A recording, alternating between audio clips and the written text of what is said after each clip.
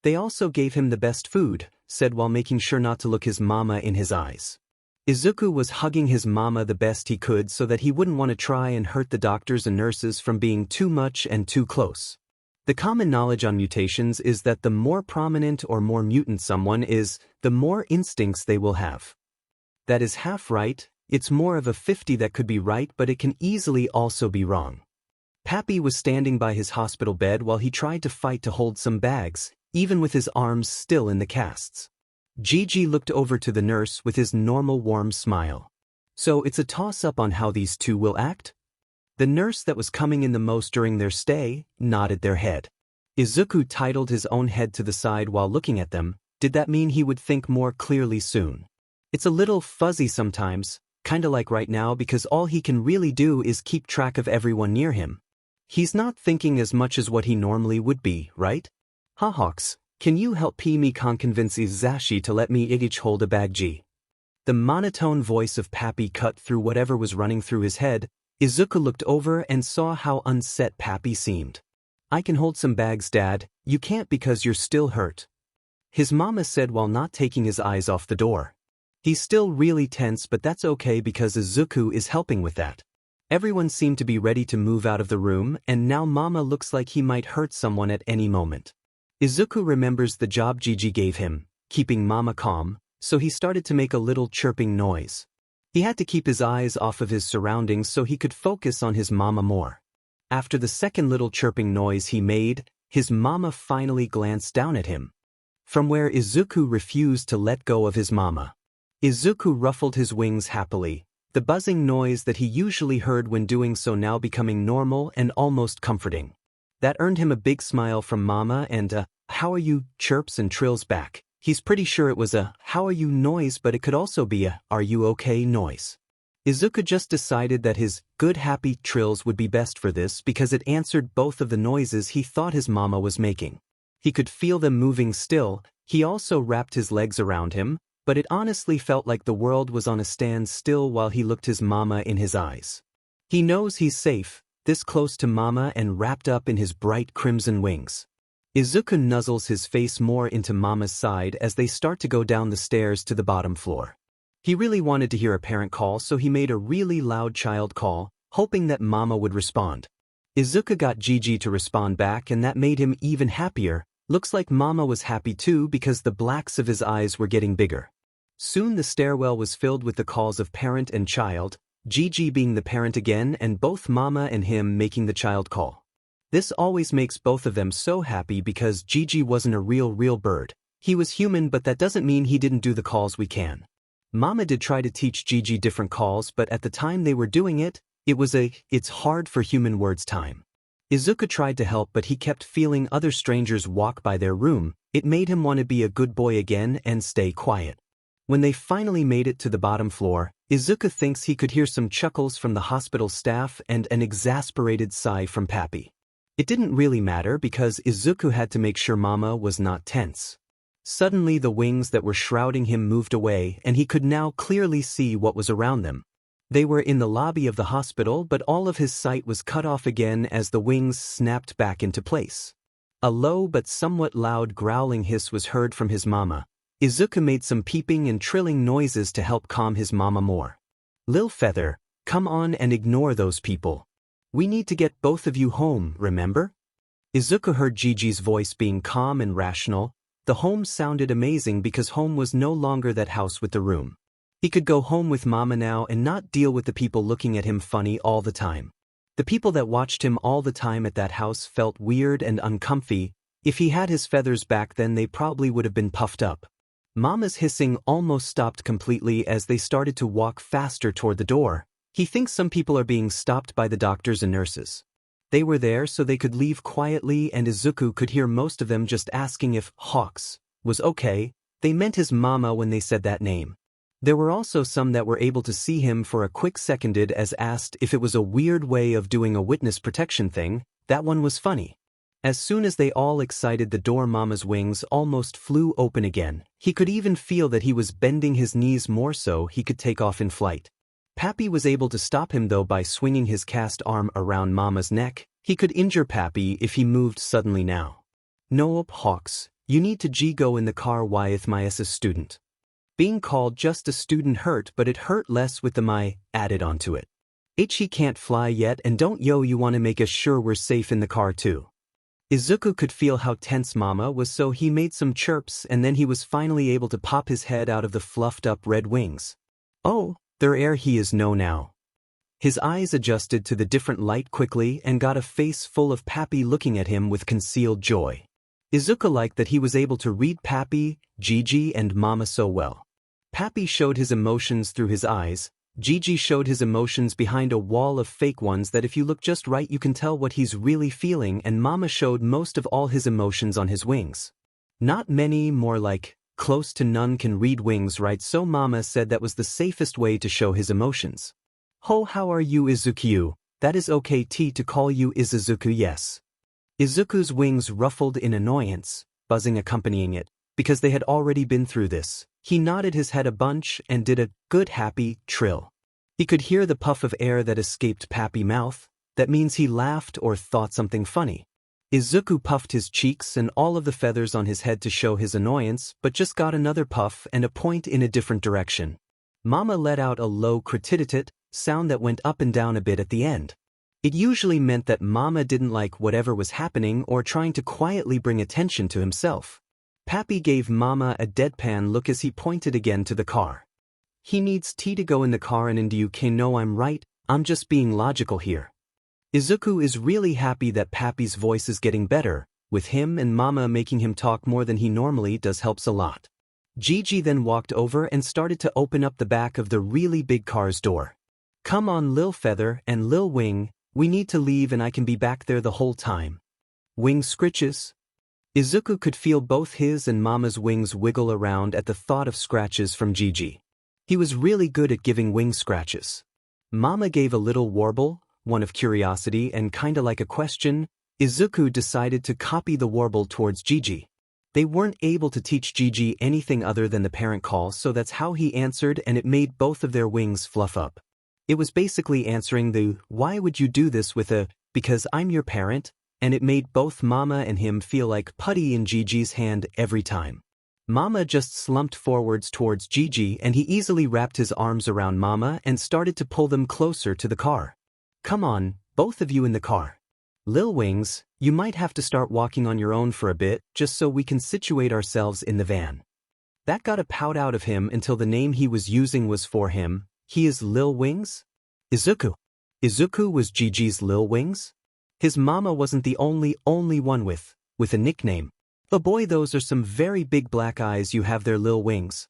Do you like the nickname I have for you, Lil Wings? He let go and stood there looking as Mama got into the car first. Pappy was standing behind him and the staff was making sure no one could see them just in case. And there we go, Lil Feather is in, and now we have. Gigi turned around and put on a big warm smile. You, our little wing. Izuku just stood there thinking about the fact that this was the first nickname that didn't have anything bad attached to it, no negativity. Gigi was the first one besides Mama to try and help him. Pappy was saving everyone and got hurt. Pappy was the first to actually step in physically to help. Gigi tried to help him mentally first. Pappy, Gigi, Mama, and then even Elder. Elder helped in something no normal person could. Oh, Izuku is just so gone. Come here, Lil Wings. He moved forward a small bit and was automatically wrapped in his Gigi's arms. Pappy was making sure he didn't fall backwards. A parent call from his Mama brought some of his attention to the van. Yep, up we go, Little Wings. Before Izuku could think much more, he was sitting by his Mama wrapped in his wings again. He was already melting against Mama and doing low child calls, getting parent calls from Mama. Gigi was working on helping Pappy get into the van, but he threw a parent call in now and then and responded to both child calls from Mama and him in kind. Everyone was finally in, and Izuku dragged Gigi and Pappy to sit closer to them. Pappy had to have more room, so he could only cuddle up to Mama and Gigi. Look, here we go. Gigi started to loop his arms around him and Mama again. It'll be a bit weird to sit this way, but it'll be worth it. Now, we are ready to leave. Izuku buried his head into Mama's arm and big red wings, tuning out the world as he let everything just fly over his head. He had his Mama and Gigi, He also has his first ever nice nickname and it came right from Gigi. Today was the most perfect day ever. Aizawa has finally got out of that DMN hospital and now they are going to drop Hawks and Izuku off at the apartments that Ken, Cementos, made. It was made as a way for other students to live in there, and since his class was the one that was targeted the first time, hopefully the last two, even if they only said they were only after all might, it's for if something happens. He was very glad that Izuku couldn't force him into the uncomfortable-looking cuddle pile. The Ayas probably didn't want to hurt his arms more. It was also very cute to see his reaction to the nickname that Zashi thought up for him. Aizawa finds it funny that Izuku is called the Wings while Hawks is called the Feather. You would think that it would be the other way around, but Zashi argued that since Hawks can control all of his little feathers, so he is Little Feather, and since Izuku just got his wings, he is Little Wings. Aizawa guesses it makes sense when you think about it more. The fact Izuku's eyes turned into black saucers as soon as he most likely realized that Zashi was calling him a nickname. Soon they made it back to the school and they were driven over to where the apartment's dorms are. Hizashi was able to work with a very fluffed up Hawks and still kinda out of it Izuku. He seemed to just accept that he was going to be out of it and not try to fight it. That is good. That means that he's letting his instincts work more and actually be used instead of holding them in. Hawks seemed to slowly be leaving his instincts, but they can't tell if it's him calming down or trying to hold them in again. Aizawa thinks that it's just Hawks slowly calming down, and he seemed to calm down more after claiming someone as a flock member. That makes Aizawa think the more flock members Hawks has, the more likely that he will think clearly and with less instincts clouding his judgment. Shoo! Aizawa looks over to Zashi and sees both the real birds looking at him and refusing to move. He sighs as he walks over, and all of the birds this time look so happy that he's coming over. They keep refusing to go in without you. He walks up and is met with the endless black abyss that is Izuku's eyes. They just seem to not be going down. Maybe there are bad and good days with instincts. I was going to help them build a nest in the common room with all the stuff we have. We were able to get some shirts from Izuku's closet that apparently are good enough for the little ones. We have the things we used at the hospital that were ours. He also has some new shirts and such in this group. Lastly, someone was able to get into Hawk's place. I can't remember who, but they just gave UA some of Hawk's hero uniforms. They all start to shuffle into the building because now all the birds are just hanging off of him. Zashi is carrying the bags with their clothes. Hawks is carrying Izuku and also wrapping his wings around all of them. Izuku is also wrapping his wings around him but is refusing to let go of Hawks. Aizawa might have to ask Hawks if it's okay to call him Lil Feather too, or maybe a different name. Problem Bird would suit, and Izuku is Problem Ias. They finally made it to the middle of the common room. Took a bit to make everyone let go of him, but they did eventually. Hawks got to quick work of making a nest, but after Zashi mentioned that all the rooms had beds in them, Hawks flew off to grab some. Izuku got antsy with Hawks gone, clinging to him while Zashi was in the closet close by grabbing an arm full of blankets. It's okay Izuku, they'll be back. Black eyes were staring back at him while clinging to his side, wings wrapped around him, slightly trembling and making little chirps here and there. He doesn't know when Izuku will ease up a bit about all this, but they might have to hold off Class 1A longer than he thought they would. Well, Zazashi gave you Hai's nickname. See, can I give you mine? The trembling stopped a little bit and the blacks got a little bit wider, emerald green rings being practical slits around the deep abyss. Izuku then nodded his head rapidly, curly hair feathers bouncing with every little bit of movement. A low chuckle resonated from his chest as it slightly hurt to even do so. This throat healing bullshit. I was going to see call you problem Ias. Now here is something that Aizawa hasn't noticed till now. Izuku has very fluffy, puffy, big hair that covers both sides of his face, so much so that it usually covers his ears and a little bit of his jawline at times. If some of you are wondering, it's basically canon Izuku but with a little itty-bitty bit longer hair than normal. This is important because after he said, problem Ias, little feather tips poked out of his hair where his ears would be. Aizawa's eyes widened a bit as he focused on the feather tips poking out of Izuku's hair. Hey Sho, what are you and Izuku doing? You having a staring contest? The sound of a sheet ton of blankets hitting the floor was heard, and then an extremely loud and jarring trill was sounded by Izuku. Oh my god Lil Wing, that was ouch. My hearing aids were turned up way too much for that sound. Zashi started to mess with his hearing aids because his ears might be ringing a bit. Aizawa's was ringing, so it was probably worse for him. He grunted in pain as the feeling of nails piercing into his side and wings getting tighter in their hold. A red blur was then seen that turned into a very puffed-up Hawks whipping his head around, looking for danger most likely. Aizawa lets his eyes drift to the stairs and can see a mattress being pulled through the door with red feathers holding it. The clacking of teeth was heard clear as day as Hawks opened and closed his mouth. He had a feather sword in hand. P-problem bird calum do down. Hawk's head snapped into his direction, gold shining brightly with the beaded dots of black in the center of them. It's kinda terrifying to see Hawks like this because he knows for a fact he could not win in a fight against him at the moment. Aizawa gulps a bit as Izuku is still gripping onto him, only looking at him and making these tiny little trills. He focused the best he could so the words didn't stutter or mess up mid-sentence. Problem bird. He looked Hawks dead in the eyes. Zashi was on edge just in case a red feather cuts anyone or if Hawks attacks someone. P-problem bird? The feathers finally dropped the beds near the blanket pile and the black dots that were in the middle of gold suddenly turned into the size of dinner plates. Hawks then zipped over to him and almost tackled him to the ground. God, that was so much force, but at least he didn't knock them all over. The giant red bird then started to also make those kinda loud trilling sounds. The fluffy crimson wings then wrapped around both him and Izuku. He just stayed there while both of the birds made the same type of trilling sounds, nuzzling into his chest and neck shoulder respectfully. Oh, I'm guessing that both of them are happy with the names, Zashi said as he walked over to the mattresses and started to lay them beside each other. Aizawa just stood there, arms unable to be moved and honestly wishing to just sit down now.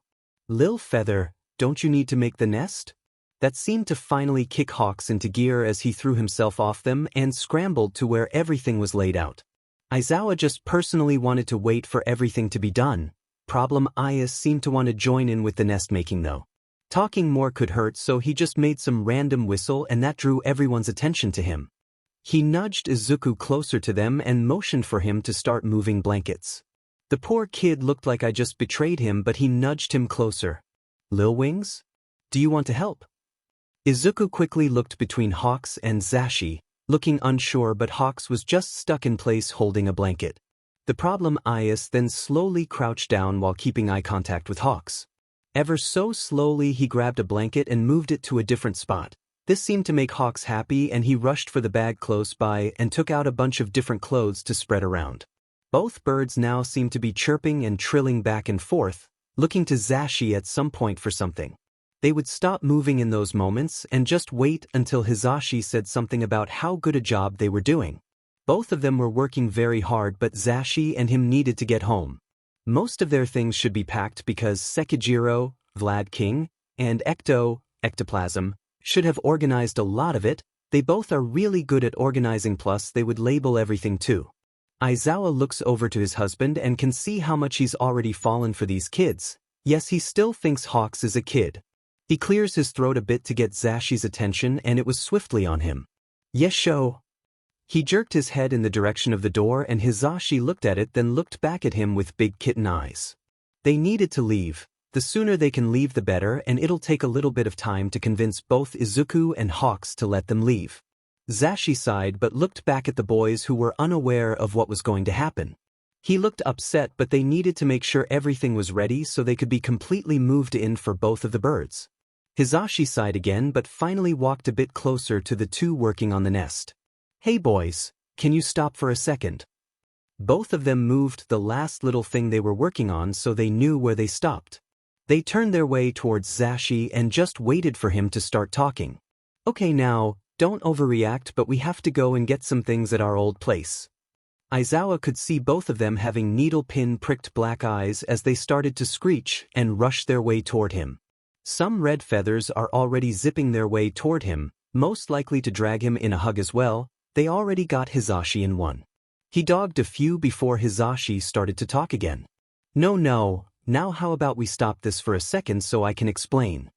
Zashi made that bird noise again that usually makes the other two stop, and like normal, they both stopped. Sho and I are going to grab all of our things so we can. Live with you? Isn't that great? We can all live here and have a nice little place. Izuku was the one that pulled off Hisashi first and then pulled off Hawks with him. Hawks trills something at Izuku and this starts a little conversation. All in trills and chirps and whistles. There is still confusion here and there, but they can hold a decent conversation without the need of human speech, which is very impressive. After a quick little discussion, the red feathers stop trying to grab him and Izuku faces them and gives a little nod. Hawks look more depressed but just starts to pull Izuku to the nest, both resuming making it more comfortable for them. Zashi glances over at him with one eyebrow raised, Aizawa just shrugging his shoulders in response. I guess that means we can leave. Izuku was the one that glanced over his shoulder and gave a quick happy nod. Hawks looked like he wanted to respond, but Problem Aya stopped him by showing him something and pulling them back into their work. Zashi looked at him and gave a little smile. It seems that Lil Wing can help Hawks for a little bit, but I think we should hurry because I don't know how long a nest this size will take to build. Aizawa just nodded his head and they soon left. They went home and got all their essentials, pulsed the cat and cat stuff, and lastly talked with Sekijiro because he was still moving some stuff here and there for the cat. So I made sure that your cat had all her food the whole time, played with her, yada yada yada. Everything was as clean as could be because you know how much I hate things being dirty, so the place is basically spotless. Sekijiro scratched the back of his head as Aizawa looked at the literal spotless bathroom. It was a mess the last time he saw it, and now he can't even see the stains it had before the USJ. He looked over to the white-hair man with a dead-pained face. What was Seki wanting him to respond with? Aizawa talked a lot before he got here and his throat still hurt like a motherfucker, so he just watched the man and waited. Oh yeah, the throat thing and you can't talk? Oh my god, I've been waiting for a snarky response this whole time and you can't even talk right now, Amati moron. Sekijiro started to chuckle and lightly laugh at his own stupidity because really, his brother can be very, very stupid. A large smile spread across the white-haired man's face while looking at him, an empty glare thrown his way. Oh, I can read your face as clear as day, the "oh my brother is an idiot" face. I may be the younger brother but only by like 2 days, Shoyuda. Zashi came rushing around the corner after putting the cat in the car. He can hear AKO screaming from the car from here. That cat is so dramatic. Okay, we are all ready to go. Wow, I only now noticed how clean this bathroom is, holy F.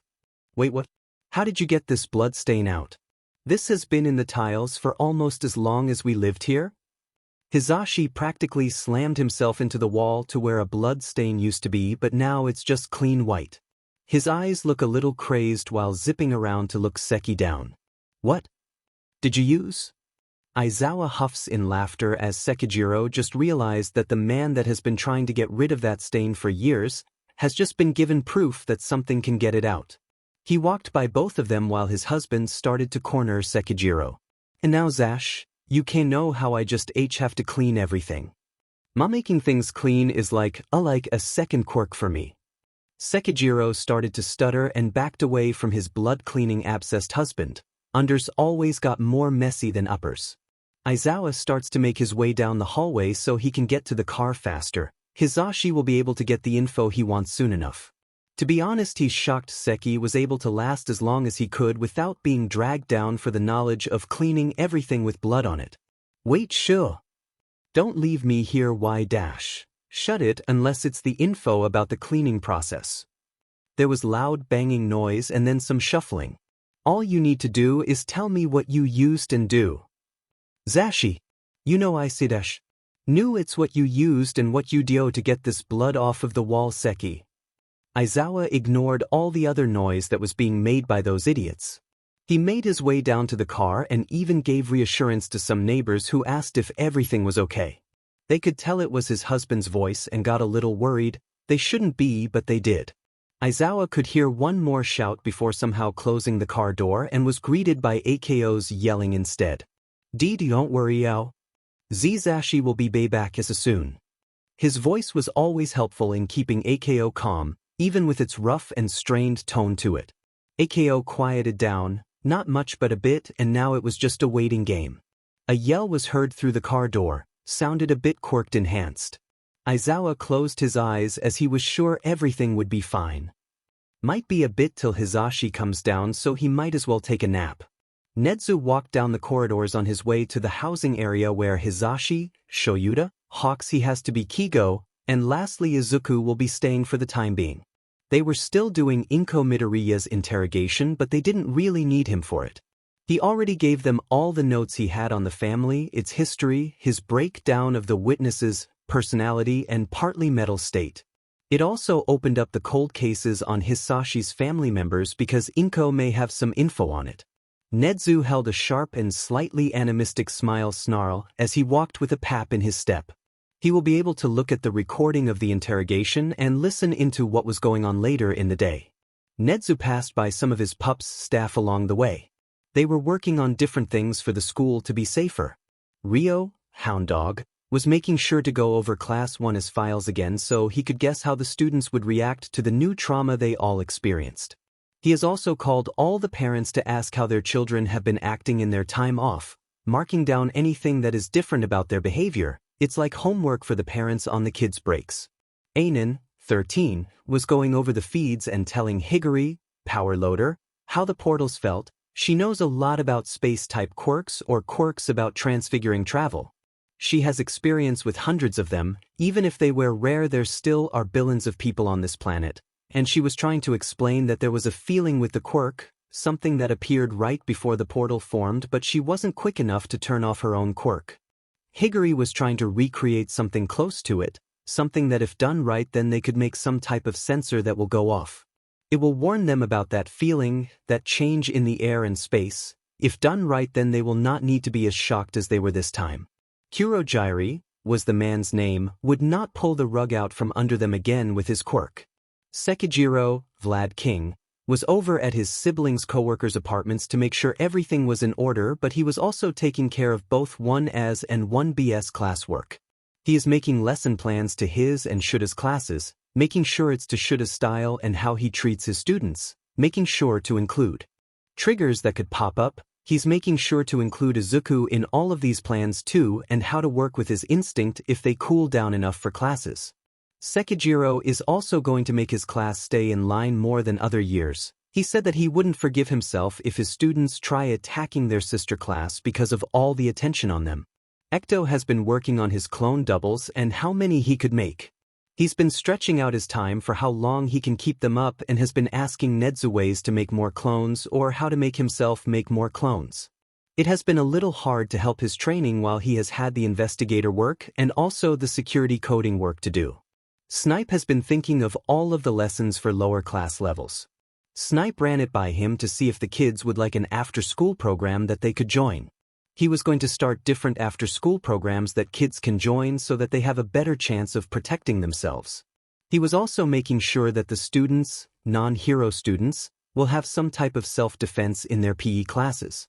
Ken, Cementos, was making sure to have extra housing, like the ones the others are about to use. He was making them as a just in case they needed to implement the boarding school plan or if they needed financial help or if there was a type of abuse case. Right now it's up to the parents to let their kids live on campus and it's offered to all levels plus departments. Most of the teachers are also going to start to live on campus as well. There was so much new coding Nedzu has to do. Lunch rush was at a bit of a loss of what to do for the students or to help out besides helping out with the paperwork, but Nedzu did see him one day looking at all the students' files. He was looking at the ones with animal mutations or mutations in general, looking to see what type of food would best help them or to see what food their instincts will like best. He was pouring himself into looking at every diet the animal mutations needed. It was nice to see him trying his best for their new pack members. Chio was combing through new employee folders for nurses.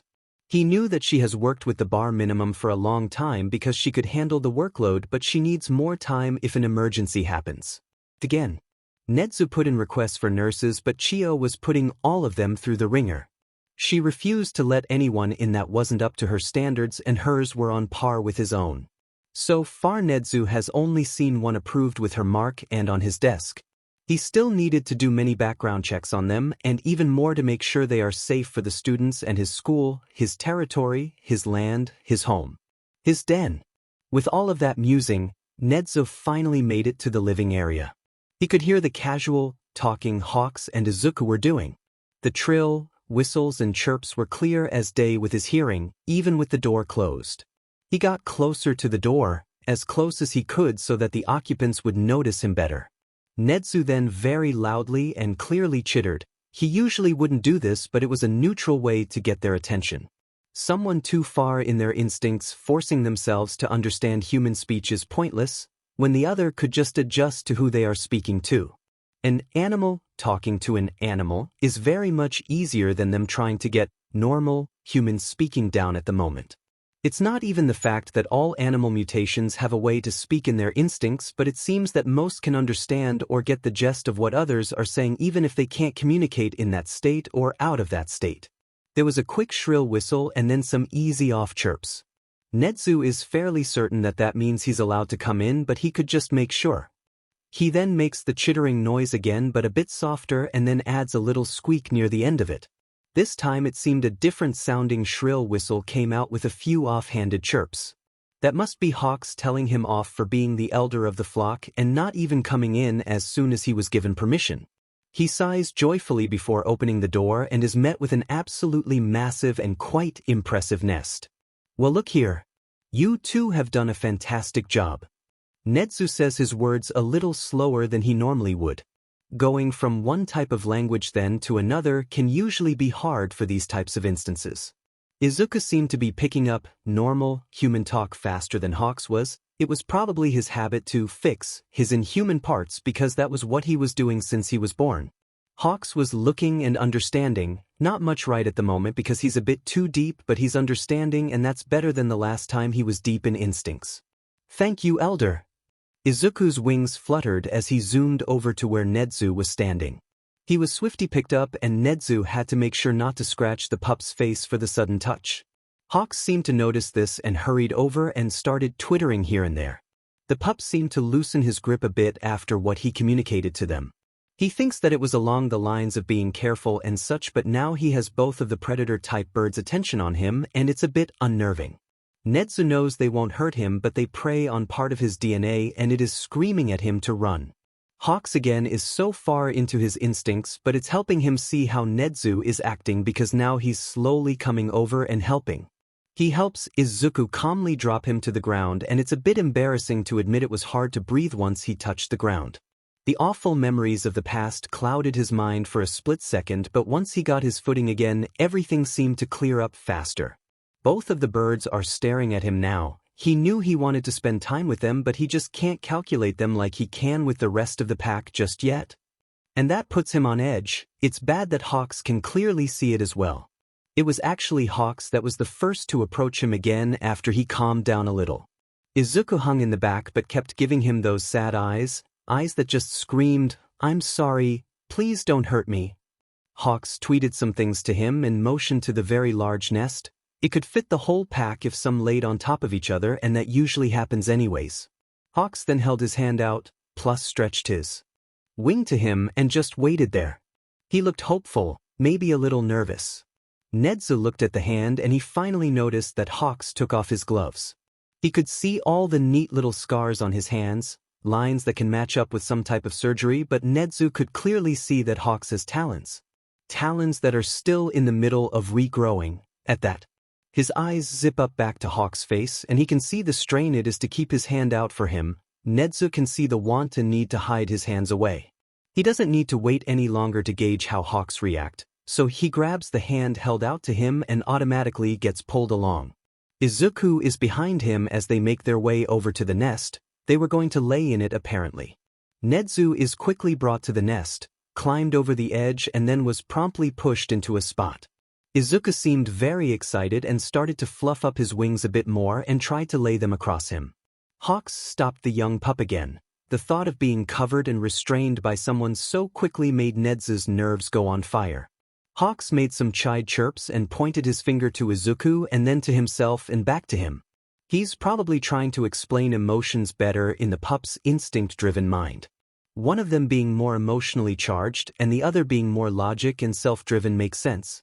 Nezu does remember Izuku saying Hawks used his wings and other bird traits to show his emotions more, The commission couldn't understand it, so it makes sense, but Izuku had to be logical so he wouldn't get beat just for existing. The chirping, tweeting reprimands from Hawks finally stopped, and he turned to face him, face full of some type of sorrow. He watches as Hawks gently sits on the ground, Izuku following suit, and then starts twittering something to him. Hawks fluffs up his wings and shows them off and twitters some more. He can kinda get what Hawks is asking, because why else would they be sitting in the nest like this? Nezu just waited for Hawks to be done talking so he could answer him. Once he was done, Nezu only nodded his head. There was no point for many words. They could easily understand each other if one tried hard enough, unless that individual is stupid. Hawks scooted closer and closer, Izuku again not that far behind him, until they were surrounding him. It took Nezu a bit to make sure his fur didn't bristle, because both of his new pack members were predatory birds. The small bit of him wants to run, but another part just wants to curl up by his newest young grand pups. Elder. He looked over to his green grand pup and smiled, a real smile, not a human one, and opened up his arms. Izuku then tackled into his side, and Hawks quickly wrapped his wings around both of them. Izuku ran his arms around Nezu's waist and started to rub his cheek into his side. Hawks fluffed his wings as much as he could and started to make this purring trill sound. It was nice and warm. Flock. Nezu looked down at Izuku as he seemed to be almost falling asleep. He must still be tired from all the moving, the quirk drawback, making this nest and eating so much food, so he has more energy for the quirk that affected him. He smiled as he started kneading his claws lightly into the young one's multicolored wings. A light type of purr started to be made from Izuku as well, but Nezu was trying to focus on the feeling of the wings. Izuku's wings felt different, especially since he can compare in real time with Hawk's wings. They felt rough here and there, parts of his wings still being baby feathers, and others seemed to have formed with the wings when Izuku first changed. Nezu focused his mind more as Hawks started to nuzzle his face into his shoulder, somehow purring louder than before.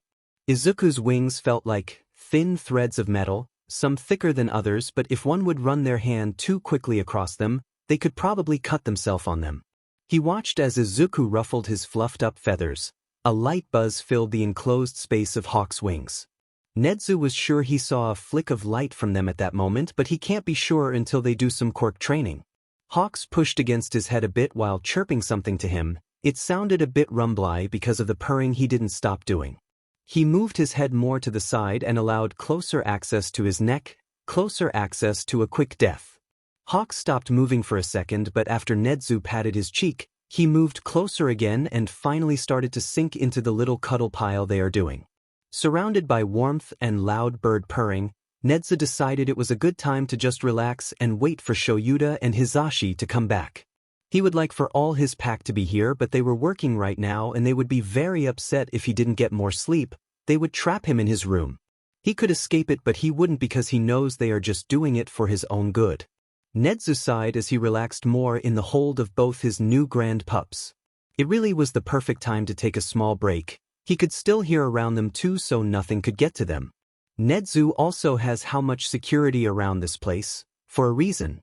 Slowly he falls into a light sleep. If anyone comes in, he is pretty sure they would die faster than Nezu could even activate the security measures because of these two birds that are laying on him. Nezu's ears pricked up at the sound of a door being quietly opened. Soon he was out of the comfortable warmth and standing at the ready to fight. His two grand pups are not far behind him, but as quickly as they are ready to fight, they stopped because it was just Hizashi and a tired-looking Shoyuta. Oh, whoops. Sorry guys, we just got back from our house. His loud pup then pulled out the cat carrier that was holding AKO, who mowed very loudly. She probably just wanted out and some food. We brought the other baby. Nezu could feel Hawks slightly stiffening behind him while the other pup sounded executed, what with the light buzzing with his feathers fluttering here and there. He took a quick glance at the older bird and noticed that he was in fact not scared or angry, but happy as well.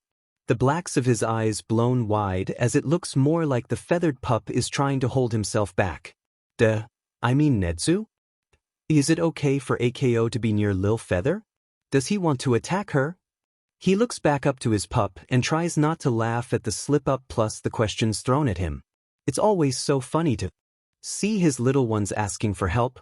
They are all grown up but they know when to seek knowledge from someone smarter. That is usually him in every case of the sense too. Nedzu waves his paw a bit as he goes to Hawks and starts to knead his claws in his slightly sturdy wings. Don't worry my loud pup, he seems to just be excited to see the cat is all. He keeps up his kneading while Hisashi walks into the room more. His sneaky pup seemed to have already found a seat next to Izuku when he wasn't paying too much attention to him. The youngest is trying his best to see the cat but is slightly distracted with preening Shuta's hair. Really Hisashi? Hawk's wings start to soften a bit with how long it's taking for his one pup to get over here already. You're going to start to make Hawks or Izuku think that you don't want to be in the nest at this rate. Nedzu can feel the tension in both of the feathered pups while trying to wait for Hisashi to finally make his way over. His pup told him about mimicking a whistle and them both responding, so it was probably something close to a parent call, and having a parent that does a call not get in the nest as soon as they enter a room is usually a red flag for something. He sighs as he chitters openly to no one specifically. Hawks seems to understand him and quickly sends out a feather to retrieve his loud pup finally. Hisashi yelped as he was pulled onto the edge of the nest. Hawks starts to chirp sadly and holds a giant pouty face at his loud pup.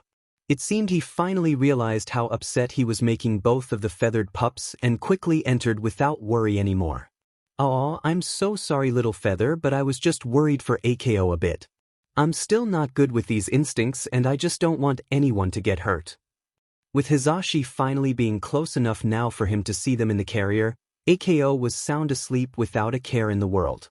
Hisashi directed his attention to Izuku, who was still preening Sneaky Pup's hair. It was slowly looking more well-kept. "Hey Lil Wing." The youngest grand pup looked up from his work, Shoyuta blinking his eyes heavily so he could see focus better. "Do you mind if I can let AKO out? She's this little friend in the carrier right here." Izuku seemed to be now holding himself back like Hawks did earlier. This elected a chuckle out of him as he slowly started to work out Hawk's wings more. Out of the corner of his eyes the rapid nodding head of his green grand pup could be clearly seen. Hisashi's attention then went back to Hawks. "Lil Feather, you want me to let AKO out? If not, I can put her in her room until you're ready."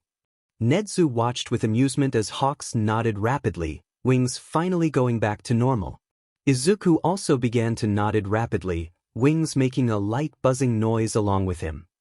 Nedzu swears he just saw a spark of something, but it quickly goes away once the pup calmed back down. He really needs to look into Izuku's original quirk. One for All must have strengthened it somehow, and it might go out of control sooner rather than later. Nedzu kept running his claws lightly through Hawk's wings this whole time. AKO was already out of her bag and fell back to sleep, but this time in the nest. Izuku seemed to curl up right beside the cat and looked to be lost in thought about what to do with his wing, which was hovering over AKO's sleeping form.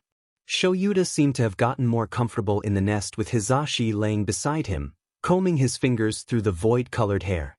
Hawks was staying where he was as Nedzu gently carded his claws through his blood-crimson wings, the red helping bring back both good and bad memories. He lightly chittered squeaked as he and Hawks settled into their spot. They both relaxed into the warm, soft, and familiar smells of the pack. For Nedzu it was missing quite a few smells to make it really feel like a nice den, but that was fine. He'll probably slowly get Hawks and Izuku to make all his pack their flock at one point. Izuku spoke up after everything was calm and quiet, light purring from both birds and cats. He didn't even finish his sentence with a human word, instead making a trilled, chirp, purr. It was a weird sound even for Nedzu, but it felt right. Hawks copied the sound and Hisashi also tried his best at copying it, but it was very off-pitched and didn't have that rumble that both the true birds had. Izuku's eyes widened and a giant smile spread across his face. "Yeah. That." Nedzu watched as Izuku finally laid his wing down lightly on AKO, who just purred louder in response. It was nice, relaxing, and quiet. Purring from 3 different individuals slowly lulled everyone into a sleepy state. His sneaky pup seemed to fall into slumber first, loud pup following quickly behind them. Izuku seemed to force himself to stay awake longer, eyes drooping as they probably long for sleep. He too also succumbed to the quite pleasant and safe feeling the room just seemed to be oozing at the moment. After Izuku fell asleep, Nedzu swears he could see some little electric shock off his wings and hair, but maybe that was just him being so tired from this whole CRC investigation. That's not even putting into perspective of him trying to keep his territory under control and functioning, putting in new safety measures for his colony of students, keeping his pups in the loop while not breaking code. He still broke it thought because he wanted to, making sure some pups didn't relapse into old bad habits, keeping the press out of their fur while trying to calm down almost every parent in the hero course and some in the other courses, trying to track where Hisashi Midoriya. When he hated how close it was to his loud pup's name, keeping his own instincts in check, but they just seemed to slowly be slipping right at this moment. So to say that he was tired and needed more sleep was a bit of an understatement. Elder, the single word seemed to help pull his thoughts back together as the older feathered pup looked at him with concern. Nedzu chuckled because he seemed to have forgotten in a second that Hawks was able to understand emotions around him better while in his instincts, probably quite well out of them too if he was being honest. A worried trill and concerned chirps entered his ears, while he flicked them this way and that way. He looked at the feathered grand pup as they tried to make him breathe deeper by taking exaggerated breaths for him. It was amusing to see someone that would contort their own emotions for someone else's gain. To suddenly so freely show off how they feel and help others also understand their own emotions along the way. A huff left Nedzu's muzzle as he started to take deeper breaths. This seemed to at least make Hawks happy. Nedzu was then being coaxed into laying down. Feathered pup, I have to stay awake. You can understand that. He needed to stay awake for his pack. The oldest stayed awake to protect the youngest. His pups must survive, live, prosper, to grow till they are able to help their own pups. Nedzu must stay awake, especially after getting 2 more young ones in the pack. He needs the whole pack to meet. They need to be able to scent each other and know who to trust outside of his Nedzu was pushed to the bottom of the nest and then started to be cuddled into. Oh, he got lost in his thoughts again. He closed his eyes while Hawks picked back up his purring, but this time it seemed to come back tenfold. The smell of new pack members and some old ones drifted by his nose as he relaxed further into the hold. There was really no escaping it. Nedzu sighed as he got closer to sleep. He had all the security set up around here. Only pack members could get close. No one would hurt them here. Seki was going to maybe come by later in the day to try and get closer to both of the newest pack members. Nedzu could maybe spare some time for another quick nap. He did rest his eyes earlier, so maybe some sleep will actually help clear his thoughts more and sleep those pesky instincts back into place when he needed to do something important. The warmth from feathers brushed against his fur and Nedzu lost all will to stay up. He'll make some adjustments to his schedule later. Right now it was nap time with part of his pack and pups. He was very worried for his friend, Midoriya. They had spent most of the first start of school together, eating lunch together and talking. He was scared because he didn't have Midoriya's number or knew where he lived or if he was more hurt or. Tenya was just scared, he guesses. His friend was acting strange and had extra limbs the last time he saw him. They even had to call Hawks, the number 3 hero, to help get Midoriya under control. That was the last Tenya saw of him. He tried to get more information out of Tsu, but all she said was that they might have to adjust to how Midoriya acts from now on. He tried to get her to explain more, but she said, I don't know if it'll be permanent, Karo, but if it is we might have to tread lightly around him for a bit. Karo, it was a little upsetting that Tsu didn't tell him all she knew, but he could understand a bit because of the traumatic event they all just went through. Tenya even tried to ask Mineta, but all he got was a light rundown on what they went through at the USA. It was good to know how it happened and that the villain that caused the change was caught. His classmate didn't know if it was permanent though. The same with Tsu, but he didn't tell him that they need to tread lightly around Midoriya. He wanted to know why Tsu said this, but that can wait. With the whole attack in general being very mentally taxing, he's been spending most of his time with his brother. Their parents said they needed to work, so they worked even though they could have taken a break like his brother, but that's okay. Besides Tenya spending time with his brother, he studied and used the gym to train some more. Tensei did have to go back into work for a little bit because of an emergency call he got. Getting called onto a team that needed him when he was just spending some time that day at a friend's agency. He didn't come back in about a day or so, but that was to be expected when one gets called in. It usually means that whatever it is very complicated and needs more time. Once Tensei was back, He informed him that he had to help his Aunt Kaya for a bit. Tenya asked if she had a bad day or maybe a reminder of some bad memories. He got confirmation from Tensei that it was in fact a bad day. Tenya was at the moment working on something to help his aunt. She loved getting gifts from him and he knows it'll make her mood better. This is also helping keep the worry for his friend at the back of his mind. Momo was writing in her journal. She dealt with a lot of her emotions by writing them down, and she has been writing a lot for the last week or so, and school should be back up soon. Both students and teachers were getting dorms now, but it wasn't mandatory for the students, but the teachers started to live on campus.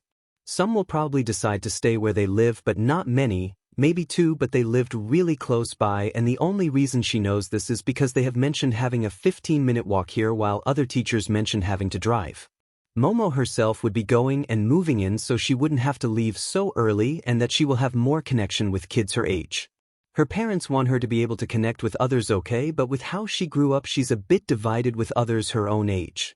All of the students got an update on the health of their classmate, Midoriya, saying he was awake and no longer hurt, but that was all. That was good, her classmate was fine and safe. They said he was no longer hurt. That must mean that the quirk wore off and all of his injuries were gone and healed. He was one of the few that tried their best to protect their teacher from being killed by the monster in Center Plaza. They all fought in their own right, but the fact Midoriya risked his life to save someone is awe-inspiring. Momo wanted to be just like him and grow stronger, more confident. The whole time that the break was going on she has been training. She couldn't do much of it unfortunately because of the diet her parents had her on. It was hard to use her quirk with how much food she is given, but that didn't stop her from working out. Momo kept on top of the goal she wanted, and at the moment it was wanting more stamina. She'll work her hardest like all of her classmates do so that she can stand next to them on equal footing. This was perfect, it was amazing. Achiko didn't have to waste her parents' money anymore just to have a small apartment closer to UA. They could save money on the food she would eat and the apartment and the water bill and electricity bill. It was perfect and awesome that UA offered housing for the students. It wasn't mandatory, but it was for those that lived too far or wanted away from their home for a bit to make it feel more like they are starting off their careers. That part was mostly pointed to the hero course and different support courses, but Achiko also knew it was for safety. With what happened at the USJ and even how they managed to get in. This was we are going to keep you safe no matter what, because if they can break into UA, they can find any student they want. But they let the student decide if they wanted to or not. The villains that were at the US didn't even want them, they wanted All Might. That's who they were after, so of course if it was a group that was prepared for All Might, they would be prepared for the #1 hero school. If they did this to the hero at any other time it would look like a normal attack, but they were going for when he would be most vulnerable or distracted and staying in place. They wanted the attention and they sure as hell got it. Achiko picked up one of the boxes and started to walk towards the moving van UA sent for her. Her teachers informed both of her parents through a call. They were too busy for a parent-teacher conference, so that was the alternative. They also didn't have a computer for a video call, so a normal call was all they were able to do. There was a whole talk that Achiko was a part of, but mostly just to hear how it went, and her parents gave the go-ahead. She didn't have to worry about draining her parents anymore. It honestly has made her a lot more relaxed than she was beforehand. The movers helped grab some more things to move into the van that is going to take her to UA. She can't wait. She won't be alone at home anymore, and that was okay. She was fine coming to an empty house every day, but sometimes, like what happened the first time they had heroics class with All Might, he was cool but not a very good teacher. She has seen new teachers, and All Might was somehow worse than the new teachers she's seen. Then after that there was the intruder alarm that happened, and right after that the USJ. Achiko shouldn't think about that. She can't think about that at the moment because she couldn't get in touch with anyone without a phone. UA was getting her a phone too. Now she could stay in contact with her parents and teachers if needed. It's also for safety, being able to call for help at the drop of the hat. That will also let her call her friends, that will let her talk with them without her parents' phone. Achiko already sent her parents' phone back, and all of her class said that Midoriya wasn't answering calls. The only thing she can go off of is the fact the principal and all her teachers said that he is recovering well and will very soon have a full bill of clean health. Aizawa sensei said he was fine when she was in contact with him on that parent call. Yamada sensei said he was fine on the parent call. Principal Nizu said he was fine on the parent call. Recovery girl said he was basically all healed on the call. So why does she feel so nervous about starting school again and seeing him? Yuga wanted to go back to UA. He was tired of dealing with his parents. They keep crowding him and asking all of these questions about his classmates. They ask all these questions about his teachers and the school, how it's built, and if the security really is that good if villains were able to break in. It was driving him up the wall.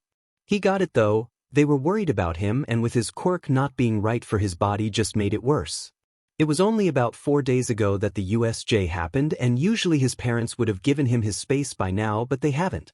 At every turn Yuga was treated like a child, a toddler that didn't know anything, and it was annoying. He just wanted to go back to class. Even that class All Might taught that was awful is better than this. Oh, and if only his classmates heard him talk about Mr. Number 1. Yuga was from France and didn't really care about the symbol of peace extraordinaire. Honestly, it really seemed like he just spread prejudices to him, but maybe he's wrong. He's seen how all of his animal mutated classmates look at All Might. It was a mix between respect and well-hidden hate. All Might was the one at the top, born with a perfect quirk, perfect life, perfect face, perfect normal top-of-the-line hero to be, and nothing else was accepted. Yuga really had no idea why he was teaching there because he knows for a fact he has no teaching license. Maybe he used the commission to get in?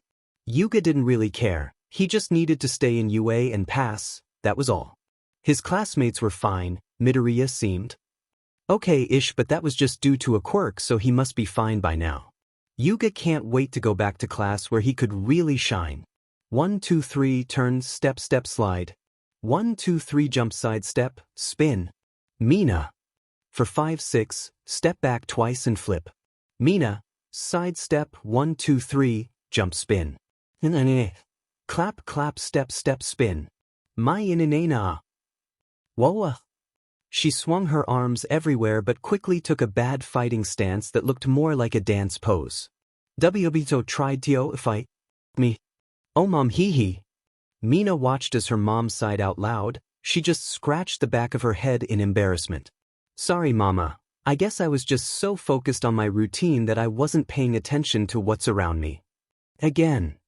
She received another sigh and a head shake, but there was a small smile on her face. It's fine Mina, but food is ready and I know for a fact that you skipped breakfast and had a small lunch. She flinched at the clam because it was completely right and she can't even begin to hope to lie to her mom. Mina pouted a bit and started to walk to her door. Oh now, don't give me that face. You need more food if you want to be a hero, let alone dance longer routines in the future. Her mother then pinched her cheek and Mina was effectively caught as she was pulled out of her room. This was a normal day-to-day interaction in the Ishido household. Mina was always one to move around and get lost in her thoughts while doing whatever it was she was doing. She got that from her dad, and her mom seemed to be the only level head in the whole house. She also has a younger brother that was around 7, but he was more reserved and quiet and very active. Mina always made sure to have time for her family because it was like it was their thing. Her dad had some type of mutation that gave him horns. They looked to be from an animal, but he never really cared to look into it. Her mom had an acid-type quirk, but it hurt her, unlike Mina's. Now some might think, why is she thinking about this while spending super time with her family? That's an easy answer. She's distracting herself. Mina didn't want to think that much about what happened at the USJ. Her family has been helping her process what has happened, and her little smarty smart brother has been therapist in her. The past few nights have made supper more quite reserved almost. Mina doesn't like it, but she can't help but think about all her friends. That's been the only thing she's even talked about these past days, and it has not been helping her mood at all. She sighed a bit while putting some food in her mouth. Sissy. Her eyes looked up and over to her little brother that was sitting beside her. You are overthinking again. She tried her best to put on a smile, but everyone at the table could see that it was fake. I'm fine, Shin. I just want to see if all of my friends are okay. Shin just gives her a deadpan expression and then goes back to his food. Ihia, that is what she thought he was going to do. Me eat you food. Mina quickly started to shove food into her mouth at her dad's comment. Esh suagu. Her dad laughed as she shoveled more food into her mouth. It looks like Shin isn't that far behind you, Mimi ksithискes. Mina's eyes zipped over to her brother, who was also shucking food into his mouth as fast as her. Sigh, how I even managed to live with you people most of my life is a mystery to me. Mina's mom spoke as she put a little bit of fish into her mouth. She watched as her dad leaned over with a cheeky smile on his face. But you Lulua v me. And them.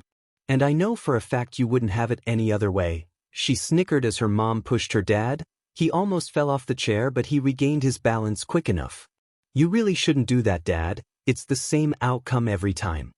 But she loves us. Mina laughed as Shin rolled his eyes and continued eating. Mina, so you know some of your teachers are coming over tomorrow so that they can give us an update on what's happening at UA. Her mom moved her chopsticks around while she talked. They are doing this so that we can ask questions in real time, and I'm sure they have some new buildings being built. I forget exactly what they are for, but they said that it could affect every student in some way, so we'll be talking mostly about that besides safety. Honey, they are you. Our baby girl is perfectly fine. Oh yeah. Then what was with those BSRS that got in the last time ate you? Mina rolled her eyes as light banter started to spread through the room. It was nice to have it slightly lively again after so long. She hopes her friends are doing okay and having some nice times with their own families. Sue was sitting up in a tree at the moment. Both of her parents are at work and then her siblings are at school. She was all alone in this big house with nothing to distract herself with. She at least could talk to everyone in class. It might have been unbearable if she couldn't do that. Sue sighed as she stretched out some more on the low-hanging branch on the tree in her backyard. She has been staying in the most contact with Shoji, Tokoyami, Koda, and a little bit of Ishido too. She thought Ishido would understand more of her animal mutation, but since it wasn't really a big impact on her life, she couldn't understand as well as Sue thought she could. Sue has been talking the most with Tokoyami though, besides the others that she was talking with frequently. She wanted to be prepared for when Midoriya got back, and Tokoyami talked with her in long detailed conversations of different levels for bird of prey quirks. He was a little out of his depth because they were both able to tell that Midoriya seemed to be a bird of prey, unlike Tokoyami who was more of a gathering or a scavenger. He did help the best he could though and kept the little group Tsu made in the loop about what to avoid and what was okay. It was big for how the different levels of instincts there were. Well, she couldn't really talk, but she was a prey animal, so it wasn't this bad. Shoji was giving her insights to how it felt when his predator instincts act up. Those days he was usually more quiet to avoid fighting by accident. There was also a fact that everyone dealt with it differently and everyone had a different level of instincts they were at. After they all tried their best to learn the things they shouldn't do, they started to make sure what Midoriya would like or would see as neutral.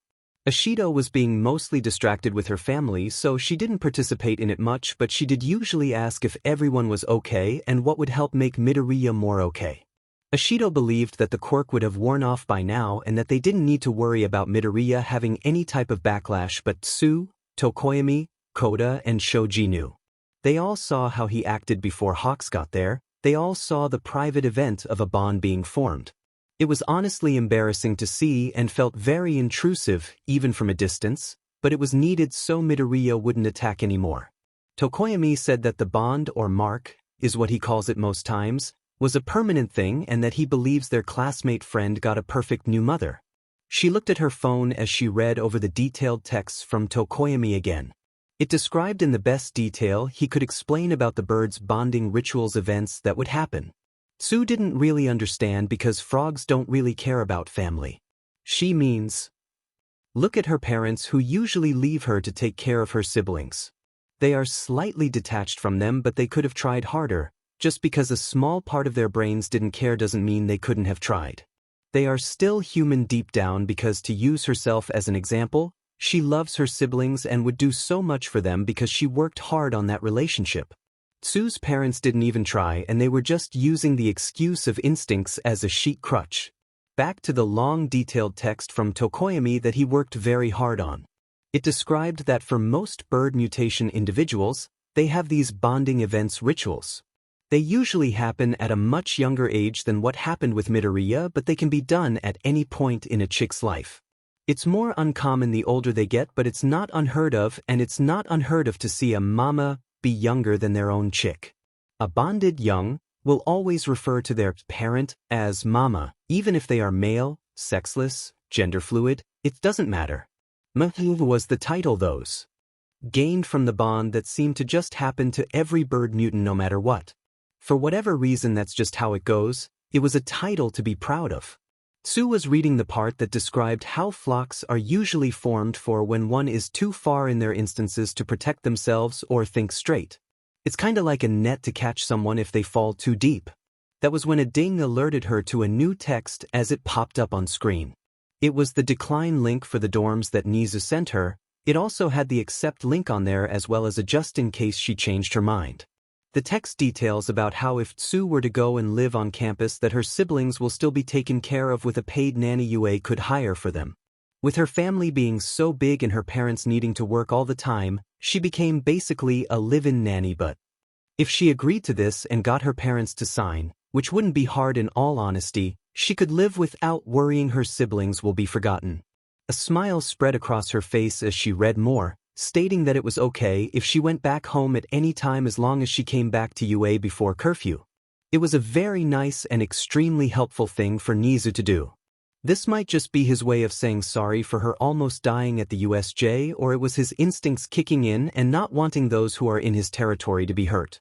Either way, it was something for Tsu to use to get away from the awkward home life her parents created for her. She typed out her accepted conditions and that she will get her parents' signature soon. The next text message that she got from Nizu from the UA alerts shocked her a bit.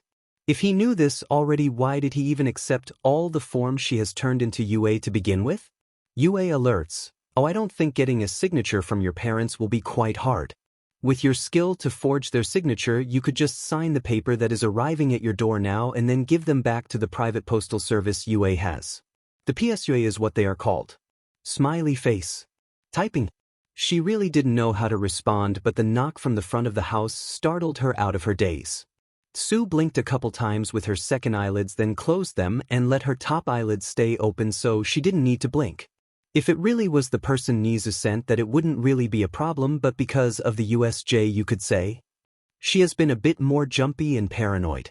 When she finally got to the door, it was a person clad in all black clothes with a black hat that had a very hard to see PSA symbol on it. Papers for Azui to you, can you please sign? Tsu took the papers out of their hands very slowly and looked to see that it was the agreement papers to live in the dorms. Tsu didn't tell her parents if the dorms were required or forced. They haven't even had a meeting with her parents yet to talk about them. Her eyes zipped back to the phone in her hand as she quickly typed something. I will only live there if I can see my siblings whenever I want, that they are happy, safe, and taken good care of. I will not allow any nanny that I don't approve of to take care of them, so you have to let me screen every nanny you want to hire, and I will be the last straw they have to pass. If they aren't up to my standard, they aren't hired. UA alerts. Consider it done as you eat you. Would you like a pen to use, or do you have your own pen that you can use? Tsu's head snapped up to see the postal person holding a pen out to her with a big smile. She took it and started to sign her parents' name where they needed to go on the wall besides the door. After she quickly got done signing the papers, she gave them back to the UA postal person. Thank you. These will be given straight to Nizu, and your parents will be getting an email stating that you have to live in the dorms. They will also be told that they will have nanny look over their home when they are not here so that they are safe from any possible villain attacks that might occur. Bika dash. Ding. Her eyes wandered back down to her phone after they didn't finish their sentence after the ding went off. They just held that smile without moving. UA alerts, 'cause not all the villains were captured after all, smiley face. The winner of this match is Ojiro. He lets out a harsh breath as he finally moves his tail around. Trying not to use it in his match fights makes it feel more stiff than normal. Standing to his full height, he stretches his hands above his head and then helps up his opponent. That was a good fight. Learn to better block your right, because that was how I was able to flip you so well, okay? His opponent nodded back to him as they both walked off the mat. Ojiro grabs a nearby towel and wipes the sweat from his face and then picks up his water so he can take a nice long drink. Out of the corner of his eye, he can see his father approaching. He finishes his swig of water and quickly bows to the master of the dojo. "Hello, master. I had a lovely match just now that was able to test my abilities without using my tail." A thump was heard and Ojiro snapped straight. The thump was his dad hitting the ground with his longer and truthfully stronger tail than Ojiro possessed. That's good, but also remember that now since you are learning to become a hero, you need to think of more creative ways to use your tail in combat. Ojiro nodded rapidly with a huge smile on his face. "I know that smile, boy. If you wanted a match with your old man, then you just needed to ask Tahano need to beat up your dojo mates, ha." His father then thumped his tail on the ground 3 times and a mat was swiftly cleared for their match. Whispering started up like a forest fire, how he could ask for a match at any time, how he's getting special treatment, how he shouldn't be allowed to practice with his tail because it's unfair because they focused of quirkless fighting in this dojo.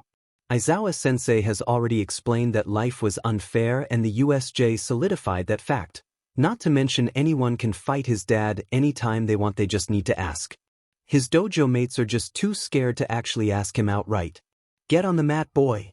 We need someone with a quick eye to keep track." Ojiro quickly made his way to his side of the mat and got into position.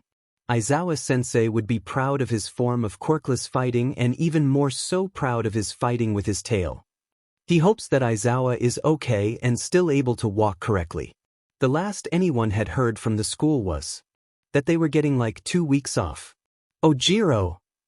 His head snapped up to his father who was standing on the opposite side of the mat. "Get your head out of the clouds and remember." His father then tapped the side of his own head.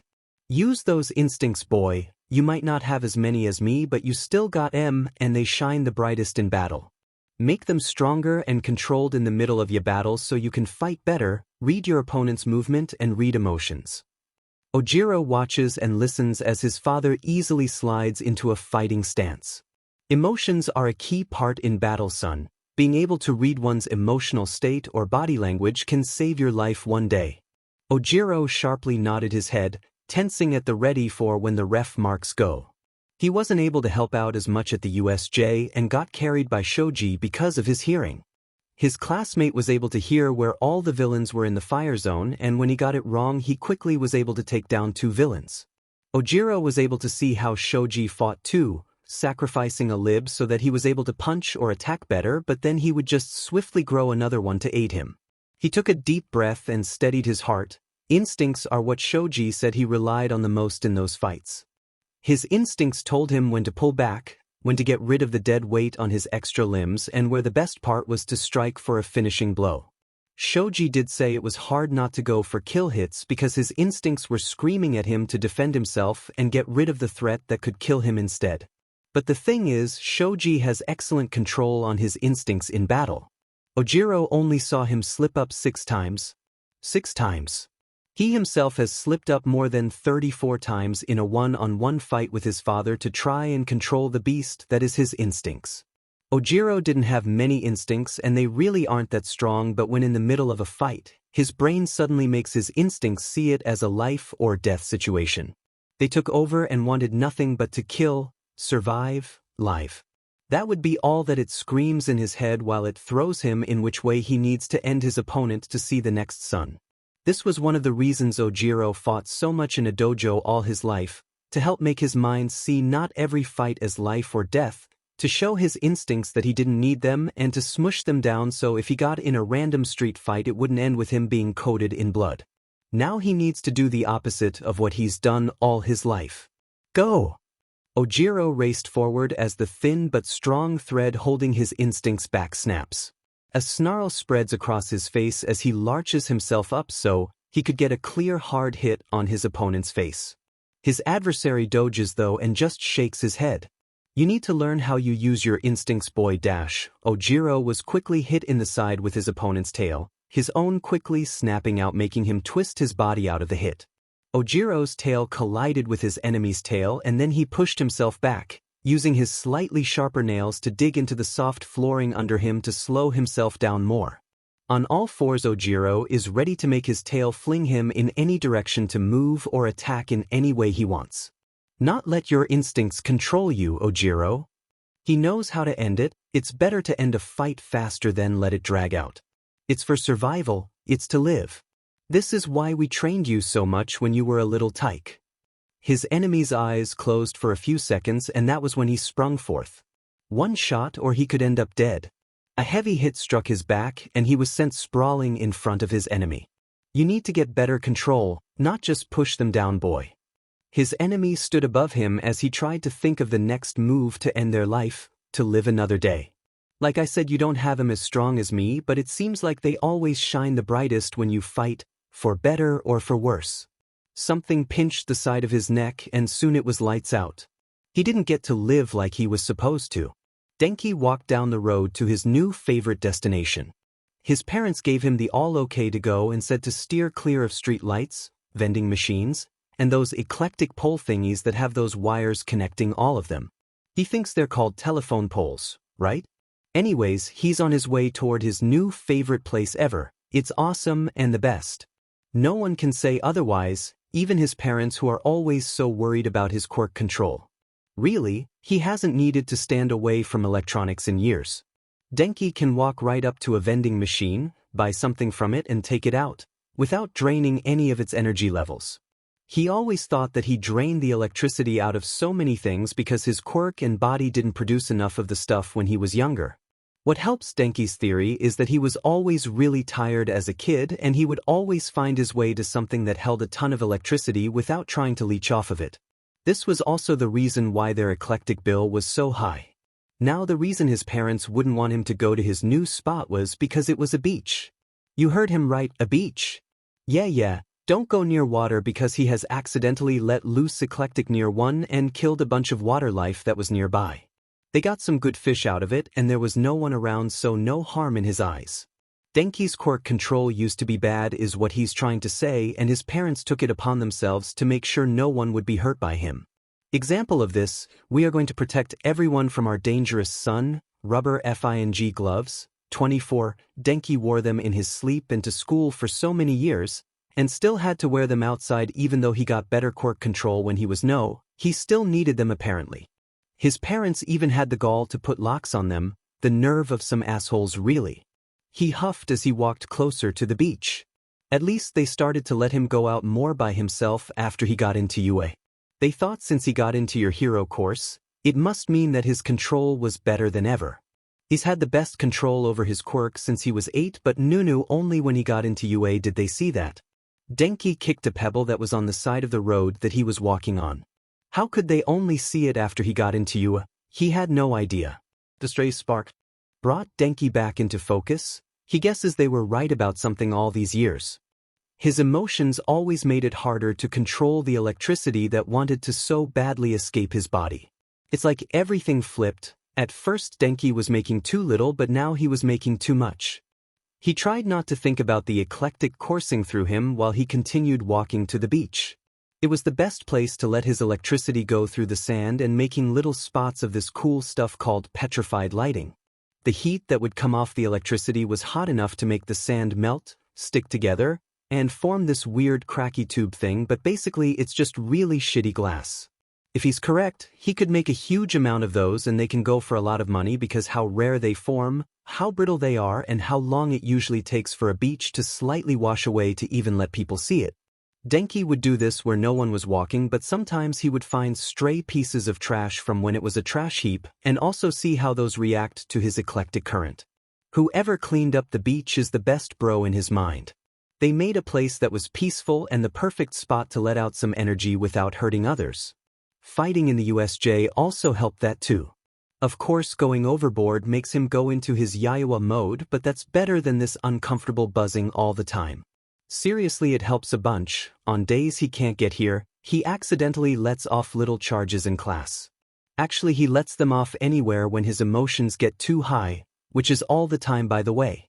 Denki has shocked some of his friends this way. He hopes they are doing well in all this bull. It's okay though because he's going to see them soon and he'll even be living on school grounds with some of them. His parents said it was for others' safety, Understandable because UA has a place for him to safely discharge his electricity. That was something his parents never found for him. Denki doesn't know if they didn't try hard enough to find one or just not tried at all. Besides that, he has shocked basically everyone in class. He has literally shocked everyone at one point or another, and all of their reactions were funny. It didn't hurt them, so it was fine. The only people that got too much electricity from a few times were Kirishima. He hardened though, so it didn't affect him much. Another was Ashido, and it was just enough to make her freeze for a bit, have some sore muscles and puffy hair. Denki walked down into the sand as he thought of the other person he accidentally zapped with too much power before. He quickly gets to his spot that no one really goes to and starts to zap the ground and make small patches of a thing called petrified lighting. The last person that he accidentally zapped was Midoriya, but Midobro didn't really react. Actually, Midoriya didn't even notice that he got zapped. Here, let Denki set the picture for everyone that wants to know what happened. Yeah, laugh it up. It's like he's setting up for a viewer's pleasure in his own head because it was fun to act like people actually wanted to know more about his day. Sometimes okay. Back to the scene at hand, that is in his head. Denki was talking with his friends in class, and they were by Midoriya. Midobro was writing like a madman in his books. That seemed to be normal for him though. As Denki was laughing away at a joke that Siro made, he leaned too far back and made contact with Midoriya.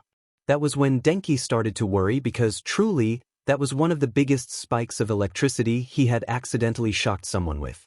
He stopped laughing right away and turned around to check on Midoriya while the others continued to laugh, not noticing his behavior at all. Anyways, he turned to see if Midoriya was okay because that was enough to give someone electrical burns. It was enough to send someone into shock and pass out. Denki was actually ready to call for recovery girl or wake up sensei so he could help somehow. He knew how to treat electrical injuries, but Denki is also pretty certain that Aizawa sensei has some type of nursing degree besides his teacher's one. Gosh, he got off track again. Denki shocked the sand some more and watched as it branched out. Let's get back to Midoriya. He was supposed to scream in pain and fall to the ground, clutching his body, trying to stop the convulsions that would have been happening because of that powerful shock. That's what was supposed to happen. But it didn't. He huffed as he moved to another spot to make more petrified lighting. It was always so cool to look at. What Denki got that day was confusion and impossibilities. Midoriya withstood his shock, and really, it seemed like he was writing even faster after what seemed to be a boost in energy because after it happened, Midoriya seemed more lively than he ever had before for the rest of the day. Denki decided that maybe he imagined how much the boy seemed to come to life after that. He didn't feel fake after the shock and looked alive. He didn't look like a moving puppet on strings anymore, but the next day he was back to his weird Midoriya self. Denki hopes that he's doing okay. He knows that they were all told that he was doing okay. They said the same for 13 and Aizawa sensei, but how does Denki put this? He took off his specially designed rubber shoes and put his feet in the sand so that every step is filled with his electrical heat. When everyone exited the USJ and saw how Midoriya was being, it was like that time he was shocked, but just more. He seemed so alive and moving and not stiff or holding back anymore. Everything seemed fluid and nice. Denki honestly loved how he was after he got those wings on his back. It seemed like they should or was supposed to be on his back this whole time because it was just so right. It was right in Denki's mind that Midoriya had wings. Midoriya had wings and he didn't get hurt by electricity, but it actually helped him be more lively.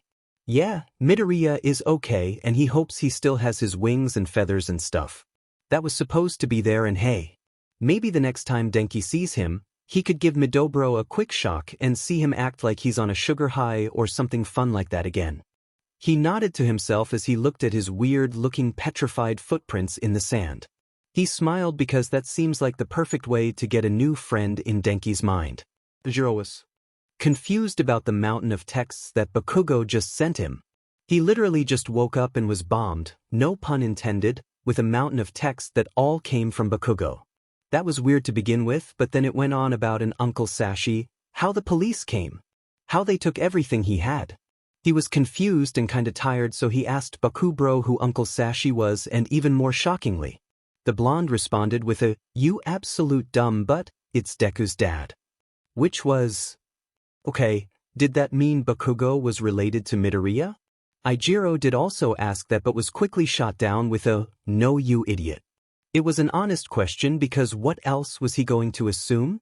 He's glad that he asked though, but back onto the texts.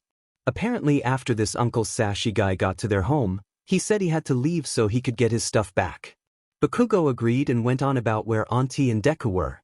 He asked his uncle where they were, but they said that the police and heroes took both of them from him. Ijiro was reeling the whole time he was reading the texts. He didn't really know what to do but waited for more information. Bakugo then said after his uncle left, that they were going to the station that Auntie would have been taken to and demand for her to be free. Bakubro also said they were going to help Deku too because knowing him, he's probably in a puddle of tears by now. Where Ijiro couldn't really argue with, Midoriya was a manly crier. He was also really worried about his friend's mental and physical state because the last time Ijiro saw him, he had wings, was screaming at everyone, trying to attack anyone that got too close. After Bakubro said that last thing, the other line went quiet. There were no more texts or updates So Ijiro called you. He was worried and scared for his friend, for Midoriya and his family that apparently got taken away with cuffs or something. He was first connected through a waiting line and just waited for someone to pick up. The thoughts of what was happening with his friends plagued his mind while waiting. It's been almost 5 days since the USJ and they haven't really gotten much information about anything besides the fact that they are off of school for 2 weeks. Hello, this is the UA representative. How may I help you? My name is Ijiro Kirishima. I was calling to inform my teachers about, how do I put this? My classmate Midoriya Izuku and his family were taken by the police? I don't know, but I thought I could get in contact with Principal Nizu so we could do something about the police taking in Midoriya's family. Sorry. I shouldn't have called dash. No, it's okay. I'll transfer to the principal, just stay on the line. Ijiro sat there waiting to be connected.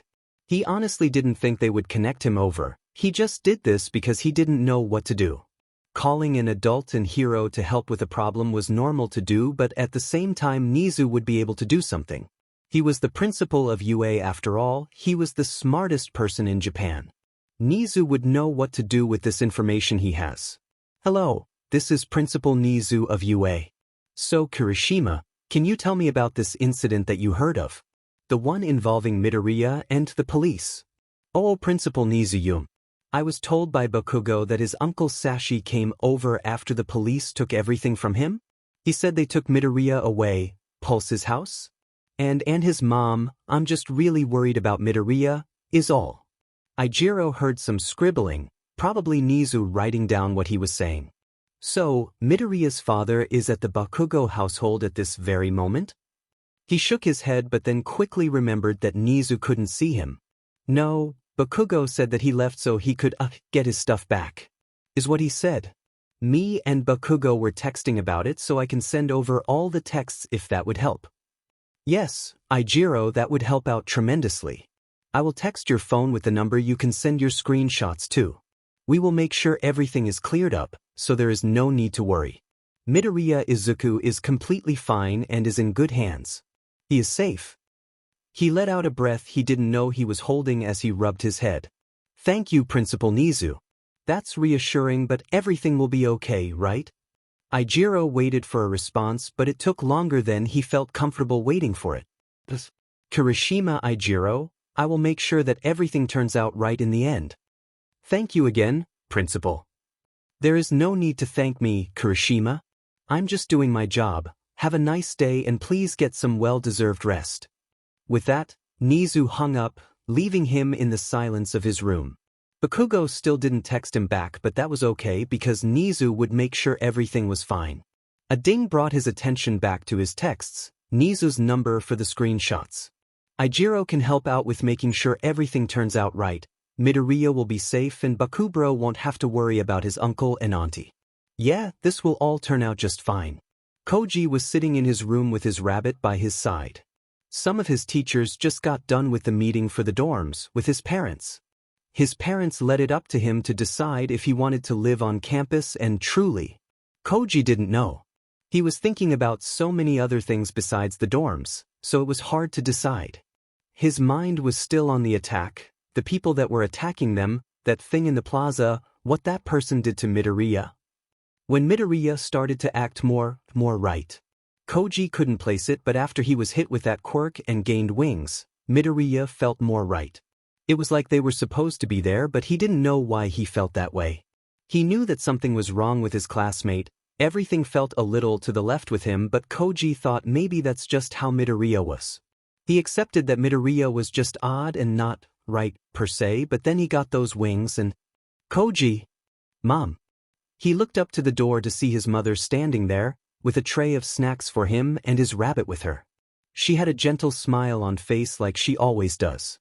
She does a chuff while slowly walking into his room. He does one back out of courtesy. Ko, do you mind if I sit by you? Koji shook his head and she quickly joined him on the floor, tray laid out in front of them. She passes the treats over for his bunny and then makes sure their food is further away just in case. They sat in quiet for a little bit. The quiet felt almost suffocating because of his racing mind about what all he learned from the USJ meant. Koji, he slowly looked over to his mom who had a concerned look on her face. Honey, I know that look all too well. Koji started to pet his rabbit for some type of comfort. Can you please tell me what is making you so tense? If you don't want to, that's fine, but you know I won't judge you. I won't tell Dad or anyone unless it's something that is going to hurt you or others around you. He pulled the blanket from his bed so he could wrap it around his shoulders. Maki, his bunny, silently munched on their treat as he tried to get more comfortable. He told them that he's sorry for any sudden movements that might scare them.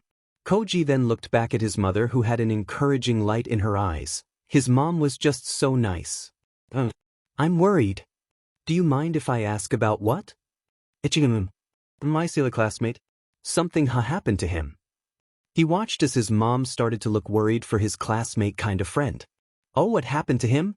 Did he get hurt or maybe something scared them too much? Maybe they got a bit too traumatized by something? Koji snickered as his mom started to mumble out her thoughts at the end. She is always so nice to everyone and everything, but she was a bit blunt when it was about mental health. It would make sense because it was a villain attack and not every parent is like me who makes sure mental health gets treated right away. Does he need to go to a therapist? Ours is very nice and wouldn't mind working with someone we know. Mom. Oh, sorry honey, I got a little lost there for a bit. He chuckled a bit at his mom's antics. It was helping him clear his thoughts a bit at least. No mom, it's fine. He wasn't hurt. I think. It's hard to say because… Koji huffed in annoyance as he tried to think of a way to explain what exactly happened and all he felt about Midoriya before everything happened. How was he supposed to get her to understand how Midoriya was? He might just have to start from the beginning. Okay. I'm going to start from the beginning so you can understand better. Okay? If you want to, that's fine, Koji took a big breath, held it for a little and then let it go. This will be a lot of talking, but he can do it. The person that I'm worried about is Midoriya Izuku. He was always… No, not right. He wasn't right in a way like… How you say something doesn't feel right. With my instincts? Yeah, with them. He felt wrong and fake? Not right at all, but I thought that was just how he was. I didn't understand why everything was telling me he was wrong, but I just accepted it because it would have been really mean to just state that to him. You did a good job on dealing with your instincts, kicking up honey. His mom clapped a bit, but he continued on. But you get where I'm coming from. When we were at the USJ. The thing in the plaza, it felt so wrong and not right. It was kinda like Midoriya's, but not exactly. That thing was much more extreme with the wrongness, so I continued to ignore it because it wasn't the time to deal with those feelings and instincts. That was until… Koji took a shuddering breath as the memory of terrified and angry inhuman screeching filled his ears. The cry for help and warning to stay away Midoriya kept screeching. The begging to leave them alone when the EMTs just kept advancing but ignored his cries because they weren't able to understand him. How Koji stood there shaking, unable to help because he was too scared and shocked about what he was seeing to help, but the screeching was still so clear in his mind. How Midoriya looked so right and felt better when he got those wings. It didn't Koji. He took a sharp inhale and felt the tears that started to roll down his face. He sniffled a little while rubbing at his face so his tears wouldn't make his eyes puffy. If you aren't ready to talk about it.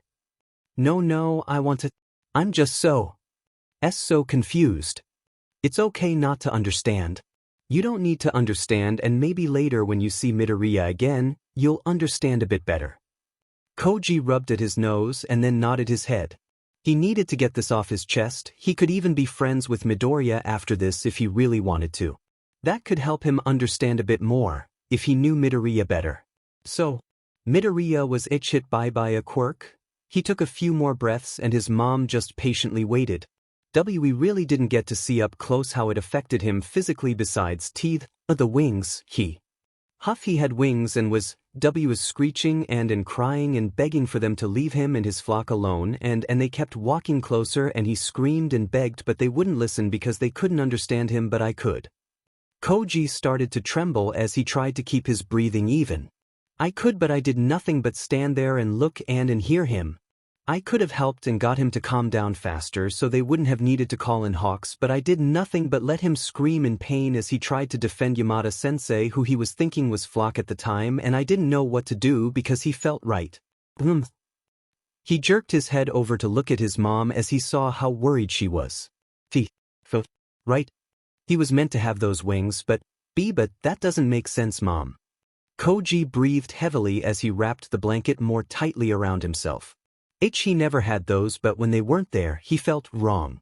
As soon as he has them, he's right again. I don't get it. What? Ijichao? It just doesn't work like that. He flung his arms into the air in exasperation and confusion because he finally said it out loud. It still sounded weird, but it was right but confusing. Koji looked back to his mom in desperation, hoping that she experienced something like this too. Right, Mom? That's not normal and doesn't make sense. He waited and waited, but his mom didn't agree. He looked on as she seemed so apprehensive to answer his need to know, the need to understand if this was wrong on his part. She looked into his eyes and motioned for him to hug her. He did it without thought as strong but soft arms embraced him. Koji let the tears flow from his eyes as his mom rubbed his back, but she still didn't say anything about it. She was a terrible liar, and if she didn't want to tell someone something, she just wouldn't say it. What was it that she didn't want to say? Please, Mom. Just tell me I'm in the wrong. For thinking Midoriya needs the wings. Please. He felt her arms tighten around him as she started to tremble along with him. Was she crying now? I'm sorry, Ko, but there are some very mean and disgusting people out there. Koji froze as he heard those words leave his mom's mouth but wasn't able to see her expression. I have seen that before. Not when they get something back. But when they had to deal with that loss. I'm so sorry Midoriya had to live through that, but he has them back now. More tears flowed down his face like a river as his mom's words slowly started to make sense. He's okay now. He's safe now because the heroes would have noticed. Koji started to openly bawl his eyes out as everything made so much more sense. Everything was so clear now and it hurt just to see a glimpse of it. But why would someone do that? Why do that to anyone, let alone someone so nice and kind as Midoriya? Just thinking of that happening to him. Or Kami forbid his mom. It's okay, Koji. It's all okay now. How could someone be so cruel? He was stress baking. He has been stress baking for about 3 days now. Exactly 3 days after the USJ event. An awful attack that could have killed someone or permanently disfigured someone. It was so much fun to just bake away all his worries that just seemed to never end. It did help that his parents owned a bakery, or else all of this would be going to waste. No, it wouldn't, but it still helped. Rikido would just give it to local shelter and stuff and boom, baked goods gone and people happy. Actually, he could still do that. He's been baking so much that his parents don't really have room for it in the cases anymore. Rikido will just ask his parents to get ready to go to the local shelter after hours today. It'll be like a little family outing together. They have done this some other times too. The shelters that they visit love when they do it. It'll have everyone running to the mess hall in seconds. He huffed as he put a hot tray on the metal table behind him. More cookies than he knows what to do with, but that's fine. The shelters will love them and everyone will be happy. After he was done with all of his baking, Rikido went to go find one of his parents to ask if they could go to a shelter tonight. He was able to catch his on the stairs and asked him. He got a yes and quickly went back to the kitchen to make sure everything was ready to go. It'll still be close to a few hours till they leave, but packing still takes a while. Not to mention he didn't just want to give them only cookies, so he's making cake and also cupcakes. Half of the cupcakes are made with pig's blood for those with certain quirks and diets. There are some bug ones, fish ones, and a bunch more. He knows how quirkiest people can be. Shelters are full of innocent people that just want to live, but society doesn't let them. At least his baked goods can help them feel a bit more happy and maybe even give them a bit more determination to find a good place that will let them grow. They were finally here. Rikido quickly got out of the bakery van so he could make sure the shelter was ready for them. They have come to this one a bunch, they know how they usually operate and vice versa. He ran up to the back doors of the shelter. Someone must have seen them pull in because the door opened up before he got to it. Well, if it isn't the Satos. This was one of the shelter volunteers that came in almost every other day. They were a big help and loved to cook, so they usually cooked free meals for the shelters. You are here to humble us with your amazing baking skills once again? I wouldn't say humble. He chuckled while screeching the back of his neck in embarrassment. They ignored him as they turned back around while shouting. King Baker Sato is back to show you us the magnificent baking that he does on the daily. Bow tiny mortals, for you do not know how his holy baking will purify your souls and set free your demons. Rikido's face went bright red and he heard laughing from inside the shelter. This always seemed to be their favorite way to let everyone know that they were there with sweets. Rick, can you come help me with the cupcakes? Oh, coming pa. After they were able to get everything into the building, everyone commented about how much there was this time. His parents decided to rat him out about how much stress baking he has done and put him on stage basically. Rikido knows that they are just proud of him for getting into UA, surviving the USJ attack, not backing down from the challenge and refusing to quit the hero course. He told everyone about how he got into UA high school, and right after that sentence left his mouth, everyone asked if he was okay. They were all so nice and caring. They wanted to make sure that his class was okay or if anyone didn't get medical attention because of their quirks or mutations. Rikido promised and reassured everyone that UA wasn't like that. He described how accepting they were, how accommodating the menus in the lunch hall is, how they actually keep up with the bullying and checks backgrounds intensely. Well, as intensely as a high school was allowed to do, all of their time in the school system was investigated quite well. He knew how they all were treated less than human sometimes. It's just what happens even if it wasn't right. They all just wanted to make sure the kids were okay, that they shouldn't have been exposed to that at such a young age. Everyone was just on edge with new things and people being around him. They wanted him to be safe and he got it. They were all so nice. Rikido never understood how society could just let these people down like it did. It just never makes sense and he hopes it never does. After they asked some more questions about UA, it seemed to make everyone calm down more. He was happy to see everyone trust UA more because it is a great school that tries its best. Rikido has seen Lunch Rush make extra food with the school's budget to secretly give it to shelters all around Japan. He knows how much they quietly care and try not to draw attention to the people that would get hurt by all of those hate-filled eyes. Soon voices Kami started to talk about new things with everyone in the mess hall. He personally started to wander to the younger groups. They were always nice and hopeful, not as depressing as the grown-ups, but some of them just needed a good cry now and then. Rikido just needed to stay on his toes, is all. He walked over and saw someone that usually never sees. Himiko walked over to the blonde-haired girl that was stuffing one of the blood cupcakes down her throat. I haven't seen you in a few months with the times I was dropping off sweets and such. He sits down as she smiles up at him, fangs proudly on show. Rikido is glad that she's gotten more comfortable with herself. If Himiko would just tell him her last name. He wishes he could be able to do something, anything at this point with how much they underfeed this poor girl. Ricky. OMG, how are you? Have been doing well. I hope so, because it would be awful if you got hurt or something. This blood cupcake is amazing as always, and my new friend over here loves your fish and big ones. They're so cool because they have a pigeon mutation, but they have like a float quirk that will let them float in the air if they jump up. It's so cute, and they even said my quirk is cool too. Isn't that great, Ricky? He let a huff laugh through his nose as he picked up a blood cupcake because they are very good. Hey, don't eat all of them. Rikido rolled his eyes and laughed a bit. This usually happens because even though Himiko is older than him, she acts younger than what she is. He lets her act more childish all the time though. Her parents never let her act young, so he might as well let her.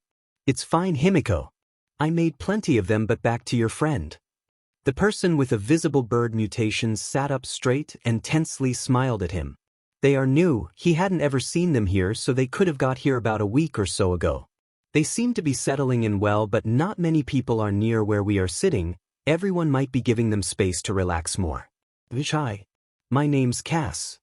Good to meet ya. I'm Rikido, one of the people that gives sweets to the shelters in the area. I usually do it most when I stress bake though. He rubbed the back of his neck and took another bite out of his blood cupcake. Cass then started to fling her arms around, looking very embarrassed. No, it's fine, thank you for giving us this food. I haven't been able to eat anything sweet in ages. Well, you look about our age. Rikido pointed between himself and Himiko, who was happily munching on her blood cupcake. Did your parents kick you out for your birdness, or was it something else? He sat there blinking for a few seconds before remembering, you don't have to tell me if you don't want to. This is just how fast Himiko usually goes, and everyone here usually trauma dumps when you first meet too. No, it's fine. I haven't told Himiko yet, but my family was all killed by the cult. He sat up a little straighter when she said that. What was the cult? Dose. Do they have a name? Did the police stop them? She shook her head and took a sad bite out of her cupcake. What about the group home you would have been sent to? No, we were taken by the CRC. They said that they wanted to fix us and make us normal again. Cass seemed like she wanted to cry, but no tears left her eyes. Is it part of her mutation? They took both my parents away one day when we were in the basement, and that was when I had the chance to escape. It's been about 5 months now. I didn't know what to do because I saw that some of them were part of the police. He slowly got up and walked closer to Cass as the tears in her eyes couldn't pass the threshold of her eyelids so that they could roll down her cheeks. It's happened again. Would you like a hug? Without any more prompting, Cass crashed into his chest, shoulders shaking as silent sobs rack her form. Corrupt cops, corrupt people, corrupt heroes, corrupt society, everything needs to change. Can I join the hug? Rikido opened his one arm to let Himiko join in the Empress as well. Things need to change, and he knows that he won't be able to affect that much. No one will listen to him. He's just a kid, and no one will listen to him when he's a hero either, because how would he know? That's okay though, he'll help the best he can. He will help those that are making a difference and are being heard. He will help the best he can. Even if it will take years, all he can do is help. Huffing a little, they all settled into the hug and just waited till they were ready to leave it. Rikido kinda wanted to ask Cass what it was like to live with a bird mutation, so maybe he could have understood what was happening with Midoriya at the USJ, but it seemed like that would just be a bad idea now. That's okay though, he still had other ways to help. He knew something was wrong with Midoriya. He was right, but was Mizo right? From what they were told, a quirk affected him to give him those wings, but will they stay? He personally hopes they stay because they seem like they are his. They are supposed to be there. There is no doubt in Mizo's mind that says otherwise. He is currently writing down how he has felt about the whole USJ attack. He's doing one part explaining how everything felt from an instinct's point of view, and the other part will tell everything from a more normal point of view. The reason he was doing this was because it will help him sort his thoughts a little bit better.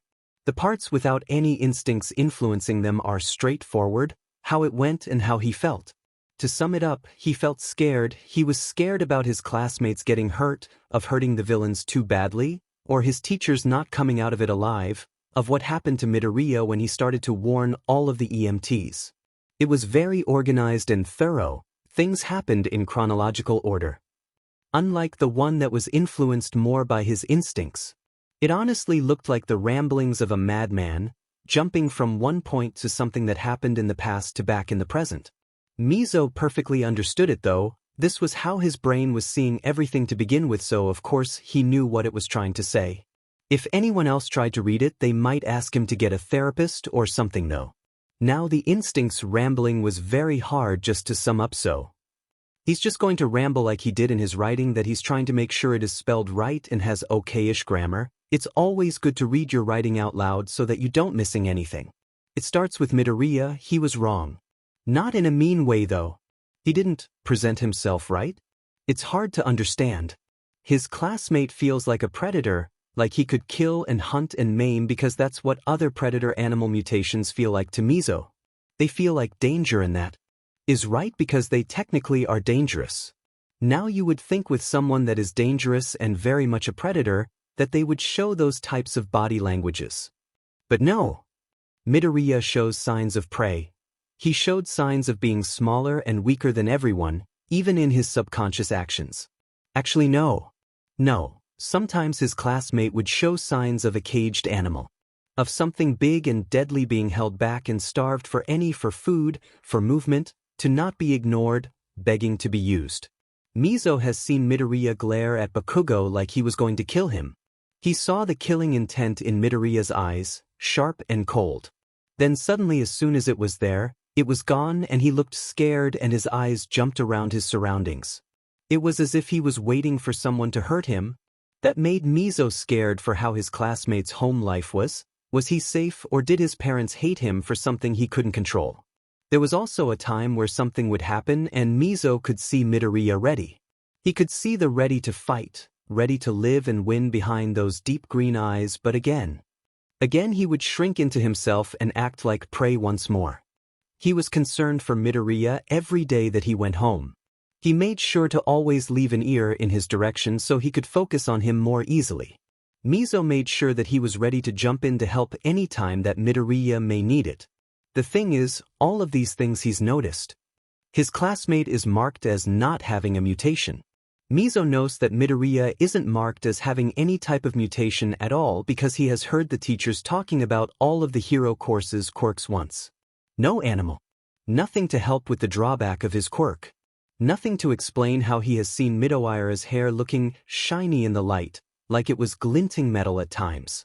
It was confusing because Mizo could tell that his classmate had mutations but no one could apparently saw what he did. He was wondering if Midoriya had more mutations that no one knew about or that couldn't be seen normally. He made sure to keep track of Midoriya the best he could, randomly hearing low sounds from the boy but not really knowing if they were words or not. He kept track and wrote down all that he noticed so that maybe he could bring it to a teacher. Then the USJ happened. Mizo was fighting for his life and keeping everything in him that wanted to kill the enemies that wanted him and his temporary pack dead. The need to survive and one thought going through his mind while he tried his best to keep himself above the raging water. He got through it and everyone was safe. Koda was with him in the fire zone. Mizo didn't hurt Koda at all. He protected him with his raging mind of survival and life. It was hard but he did it, then he was able to get them to the top of the stairs. They avoided all the danger, death, that he knew he couldn't beat. So they lived. Then everything was over but there was screeching. It was an ear-piercing screech that showed how strong, dangerous, Bakoffdo and Gosiloser, all it will get you is death. Mizo stayed back like he was supposed to because what if it was a villain? Until he looked. He saw the feathers and wings first. Yamada-sensei seemed to have someone practically hanging off him. They had wings and were very deadly and it was Midoriya. He saw the green, the freckles, the desperation to keep those away but finally Midoriya was showing what exactly he was. A predator. He was right, he was what he was supposed to be. His wings were perfect for flight, for looking bigger and more threatening. They also could be used to beat wind into someone's face and there was so much more they could be used for. Mizo saw the glint of claws or talons. He had other ways to defend himself and his feet also had talons too. He had toes now. It was amazing to see how strong Midoriya was normally and then see it get basically doubled by him finally being complete. He hopes that his classmate still has them. He needs to have them on because he wasn't right without them. He was lifeless and prey when he was a predator being forced into a too small of a cage. When they get back to school, Mizo will tell Midoriya about how happy he was that he was finally complete. It might seem weird but as long as he still has his wings, which he's sure he does, then it'll make sense. If Midoriya comes to school without them, Mizo will mourn the loss of such a great predator, such a great hunter, such a great opportunity to finally have someone also know how people act so scared of something so dangerous. Mizo would finally not be alone, maybe he could get closer to Tokoyami more too. He's kinda like a predator, right? She was writing some music at the moment, in her soundproof room that her dad recently got her. It was nice and quiet, no need to worry about the loud noises outside the house at all. Her parents have been giving her the space she needs so she can vent with her music. Sometimes Kyoka's dad would join in to help get the feel of the music better, and other times her mom would help too. Only the 2 days after the USJ did they try to spend more time with her, but after she showed how much she wanted space, did they give it to her. They were really good parents, and she was pretty sure that in about a day or two, one or more of her teachers would be coming over to inform them about updates done to the school to keep them safe. It was a bit hard to deal with the thought of school and the attack, but it honestly wasn't that bad. She didn't really get to see what was happening in the plaza, she didn't have to deal with that many dangerous villains. Kyoka was only really worried about the last one they had to deal with, but Kaminari was easily able to deal with them. She was a little worried about Momo's decency, but Kaminari was in his Weihei mode, so there wasn't really anything to worry about. The worry for Midoriya was real though. All of the class that she was able to be in contact with also seemed to be mutually concerned. It made so much sense to be scared for Midoriya too. All of them saw what happened to him. The whole class saw what the villain's Quirk did to him. Azui and Mineta were the ones with him when it happened, and they didn't even say that much about it. Both of them seemed to still be in a little bit of shock. Azui said something about that hand villain almost getting to Midoriya and her too. There was so much happening, and at the time her ears hurt so much by the screeching. When the whole thing was going down, Kyoka covered her ears the best she could, but the noise was so loud. It was a little blurry because there were tears in her eyes, but she was certain that if the EMTs just left Midoriya alone, he would have been fine. She was even able to hear Yamada-sensei's voice yell out to leave both of them alone. The EMTs were at fault for all of her ear pain really. Besides the screaming and ear-piercing noises, Kyoka was able to see the wings. The whole class saw the wings. Everyone was worried about what that meant for him, besides that it was hard for everyone to watch it happen. A knock from her door brought her out of her raging thoughts. She stretched her ear jacks to the button on the door that she worked months on to get working right, and unlocked it. The click was all the permission one of her parents needed to open it up. In stepped her mom. She had a soft smile on her face as he looked at her. "Hey Kyo, how's the tune going?" Her mom walked over to her bed and sat down on the edge of it. "Is it the mood you wanted from it?" Kyoka tilted her head left then right, a grimace clear on her features as he thought about how the mood of the part she was working was supposed to feel. "Take your time to think of the words they are supposed to mimic." She huffed as she harshly fell backwards into her blankets. "No, I think I know what I want, but I don't know if that's the right thing for it." "Well, what mood did you want?" "I wanted something that quietly showed fear, pain and anger, but I also wanted it to show vulnerability, betrayal from a higher figure and the need to protect." Kyoka moved her hands around in the air while talking, trying to show how the music should feel in the air. Her ear jacks also moved around here and there because it helped express more for some parts. Her mom just gave her a patient smile and held out her hand. They always had this routine, give the music sheet so they can look at it, wait for a bit and maybe play some chords again, and lastly play the parts they think don't feel quite right. Kyoka was quickly told to play a few notes, and soon they were fixing up the parts that were not the right feel for certain parts. She still needed to get the other instruments in there, but the guitar and piano were the main melody. "What about this part, Kyo?" She looked over at the sheet to see her mom pointing at a party that was in a dark blue. "Oh, that is the shrill flutish part that slowly gets louder and louder, that is fighting against the main melody." Kyoka pointed to where the part seemed to finally win over and take over the song, and it became more angry, fast, and felt a little scared and rushed. "It's the part that felt most like Midoriya. I've also heard him make these tweeting type sounds in class, but it's always really low so no one really notices but me and maybe Shoji." She goes back to strumming the guitar at the part where things slowed down right before a booming drum played out how it felt when everything calmed down. It calmed down, but then Midoriya was brought out and everything went to shit real quick. He tweets, "Oh yeah, like a bird. There's some really pretty tunes too. Wish he would whistle them out loud more. Your classmate that got hit by a quirk? Yeah, Midoriya.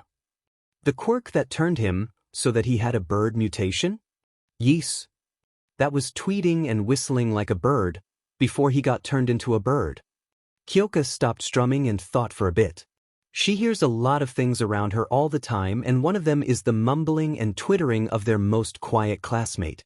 It led her to hear many things, and some of them were weird. She thought of all the times she heard Midoriya making weird sounds that oddly reminded her of birds.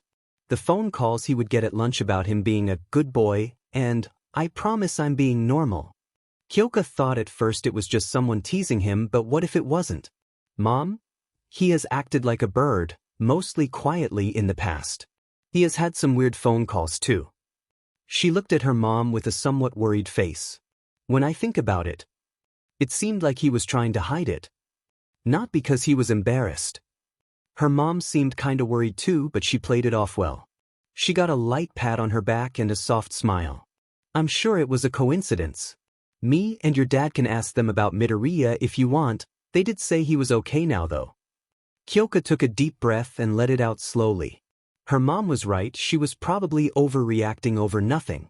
It could have been a quirk that turned you into an animal that you liked or something. Yeah, that could be it. There was probably a very normal and not at all bad answer to this. Kyoka's anxiety didn't help make her believe that though, back to putting all her feelings into her music. Isn't it an interesting thing, what life has in store for some people? He had an amazing mother that was able to get away from an awful life and live in peace in Japan.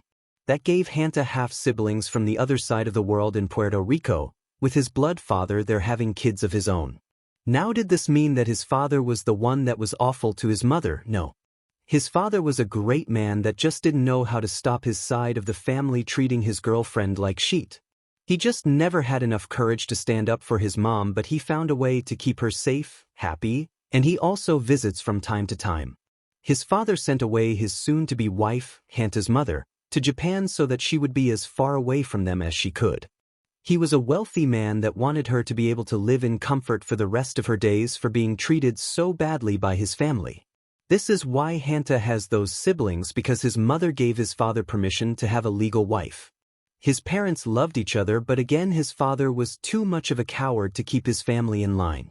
Hanta talked to his father at least once a week, and saw his half-siblings as much as his father, but they did text more than they did video calls. He helped them from a distance and made sure that the Sheet family his father has stayed the F in line. His dad's legal wife was very kind and understood everything well, she even treated him like her own child. It was probably the weirdest poly relationship Hanta has honestly ever seen. His father and stepmom even came over some time to spend time with them, half-siblings and all. The reason for the Sheet family on his father's side is because of his wealth and them saying that Hanta's mom wasn't good enough for him. They thought his father finally got rid of his mother, but nope. If only they knew that it was in fact a throuple relationship. It was complicated, and that was a reason why his mom and him lived in such a good neighborhood, with his mom never working, with them living in such an expensive condo, never having to worry ever again in life, all because his father was a great man. So when Hanta slowly started to learn about his friends' lives outside of school and how their families worked after the whole USJ attack, Hanta had to hold back his father from suing the school somehow, by the way. But some of his friends' classmates' families made him concerned. A few off the bat was Kaminari with his weirdly controlling parents, Tsu with her emotionally detached parents, Ida with his workaholic parents with bordered on neglect, Yaoyorozu with her parents controlling her diet and body shape for popularity, Aoyama with his helicopter controlling parents out of love. Tokoyami had been adopted, but Hanta will never trust the system when someone is labeled with villainous quirk, and Tokoyami also didn't tell him that much of his family life to begin with, so he's on edge with that one. Todoroki, because his dad was a very angry all the time and had an all-time high for hurting villains, so Hanta imagines what he would be like to his own family at his home, and he just can't help but get worried. And the fact Todoroki acts the way he does not ifing help, let alone the scare on his face. Mineta seems to show signs of something, but he can't tell what is it, but making people to either hate you or make scum like you just for attention, any attention, positive or not. And lastly, Bakubro has some really bad anger issues, and that could be a natural thing, or it can come from somewhere that is causing the anger, like his family, how he said something about his uncle coming over but then said he's going to get his aunt. That whole thing with Bakugo and it being half sentences was hard to understand, and then Kirishima said not to worry about it and that the heroes have it handled. Bakugo was apparently going in between texting the group chat and Kirishima, that's why everything seemed to break up and made no sense. Yeah, that definitely put all of his worries and anxiety away. Uhu definitely felt better after that message Kirishima sent. He's been doing his best to keep up with his half-family and their lives during these days off. There was still about a week until they had to go back to school, and his father decided it was the best time to come to Japan with their family to spend time together. They could celebrate right this time about him getting into, even with the attack. It is a momentous occasion, after all, in the words of his father. His mother was getting things at the store at this time, and Yue had already been to their house to ask her if he wanted to live on campus. Hanta declined, his mother declined, his father yelled through the video call saying how lucky they are he's not giving them a fine or suing them or something. It was a bit hectic, but now his dad, Ma, and 5 other half-siblings are coming over. If he's right on what he heard, his mother and father are saying they want another kid too. That was a nice conversation to walk into, so he's going to make sure that all his siblings have a perfect place to be while that happens. Hanta, I'm home. I got a bunch of things to make with it. It can be a combo of Japanese food and Puerto Rican food. It's gonna be so good, Hanta. I can't wait for everyone to come back and see how well you're doing in school. He could hear his mother moving around and head to the kitchen to dispose of all things she bought. Mama, you take my first graded papers off the fridge right now. Fumikage was getting ready to move into the UA dorms. His adoptive parents are nice, don't get him wrong. They are great and love kids, but they have a lot of adopted kids. They are well known for adopting a bunch of kids because they can afford it. It gets a ton of kids out of the system. They are a lot older than some would think. They are in their late 60s and are more like grandparents than anything. They have a few of their adopted kids that live in their big home to help take care of the younger ones and keep the house cleaned. He wanted a bit more space and wanted to see how it felt living in a dorm. Fumikage didn't have to, but it was better than having one of his siblings breathing down his throat about getting into UA. All of them had undesirable quirks, so it made sense that all of them were so excited that one of their own made it into the hero course. It got annoying at times, but the younger ones were always nice to see how hopeful they were. Fumi, make sure you packed all the things you need. Do you want more things in your room at the dorms to make it more homely? His grandma said as she started to fiddle with one of his bags. Do you want one of us there so you don't get overwhelmed by how much will be going on? We know how your instinct gets when there are too many people around. His grandpa turned his head this way and that to make sure all of his feathers were in the right place. Nothing seemed out of place at all, at least to his grandpa's point of view. Do you need me to send your favorite apples to you for your lunches? One of his elder siblings yelled from the kitchen as they were making food for their younger adopted siblings. You all should not forget that a caseworker is coming here today to check in with the newly adopted, all-right grandmother. Fumikage looked over his shoulder to try and see his grandma, who was still checking his bag that was on his back. Toko, Toko, Toko. A 5-year-old started to yank on his arm, using their whole body to try to pull him down into the ground. Tukuko. Moko, please. I know you like me most because our last names sound similar, but I have to leave soon. He huffed a little as he got his arm out of their grip. Moko started to tear up, and Fumikage tried his best to ignore it as someone else tried to explain the situation to the young one. He patted them on the head as they looked up at him with tears in their eyes. I'll be back on the weekends, Moko. You just need to be patient, okay? He pushed away the feeling of dark shadow wanting to come out. Standing back up and keeping his face neutral while he started to tell Dark Shadow in their head that they can't get so emotional. Right now. Fumi, you ready? Turning his head back over to his grandparents, he saw their proud faces and he could no longer hold the Dark Shadow back. Fumikage internally sighed as DS will embarrass them once again. BBBBACCC. Dark Shadow bursted out of his chest and went right for Grandma. Grandpa was readying themselves for the impact. Darky, there's my beautiful moonlight. Grandma starts to pat their head while Grandpa comes over to pat him on his back. Fumikage can see the understanding on his grandpa's face while they both look on as Dark Shadow and Grandma gush over each other. This is going to take a longer time than he first predicted. Again. He quickly got up and dodged to the left and then threw himself back a few paces as a jet of fire was thrown at his face after he skillfully dodged the giant fist that was hurtling at his stomach. Out of the corner of his eye, fire burnt off some of his white hair, and that was what made him finally want this to end.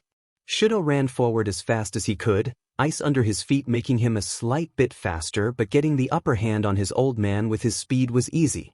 Endeavor was built mostly for strength. Shudo has been working more on his speed for a while.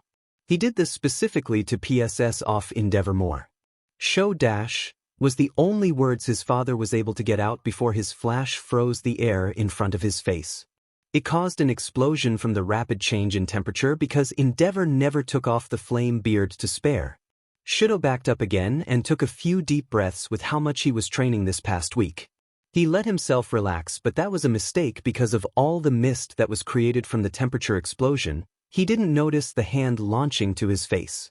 All he was able to get out was a quick scream that was soon muffled as his face was being palmed by Endeavor. Shudo gripped onto his arm and tried to pull his hand off his face because it was still so hot. It hurt his right side with its heat. Shudo! He looked up to see, only with his left eye because the other one was screwed tight, Endeavor towering over him. Anger rolled off his father in waves and he knew why. No ice. This training session was supposed to use no ice at all, only fire if Shudo wanted to use his quirk. You weren't supposed to use your mother's ice, boy. Some more muffled noises were heard as he tried harder to get out of the tight grip on his face. It was so hot for his right side, his eye was spilling tears to try and cool down that side of his face, but nothing worked.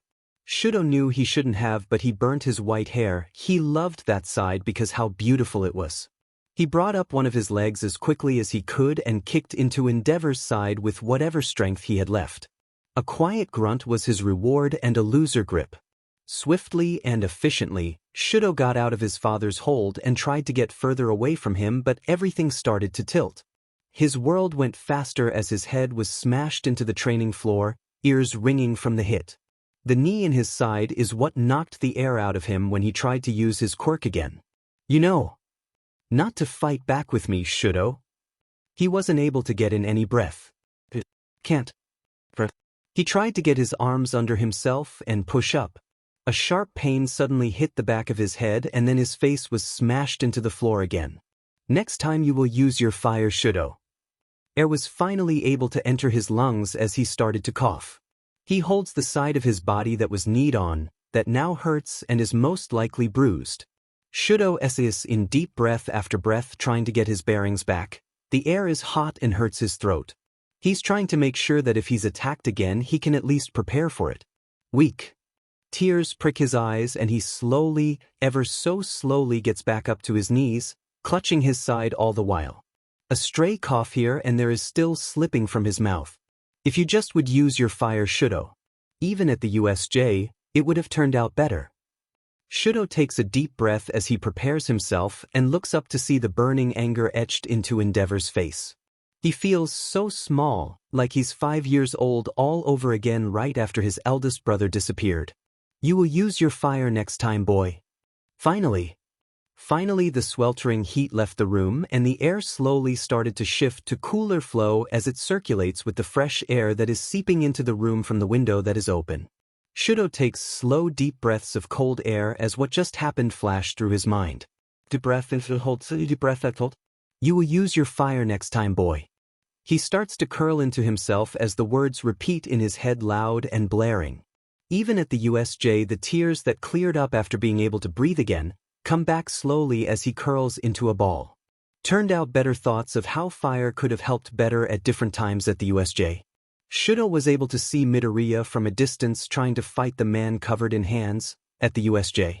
He tried to make it there as fast as he could. He was able to help with all might a little bit.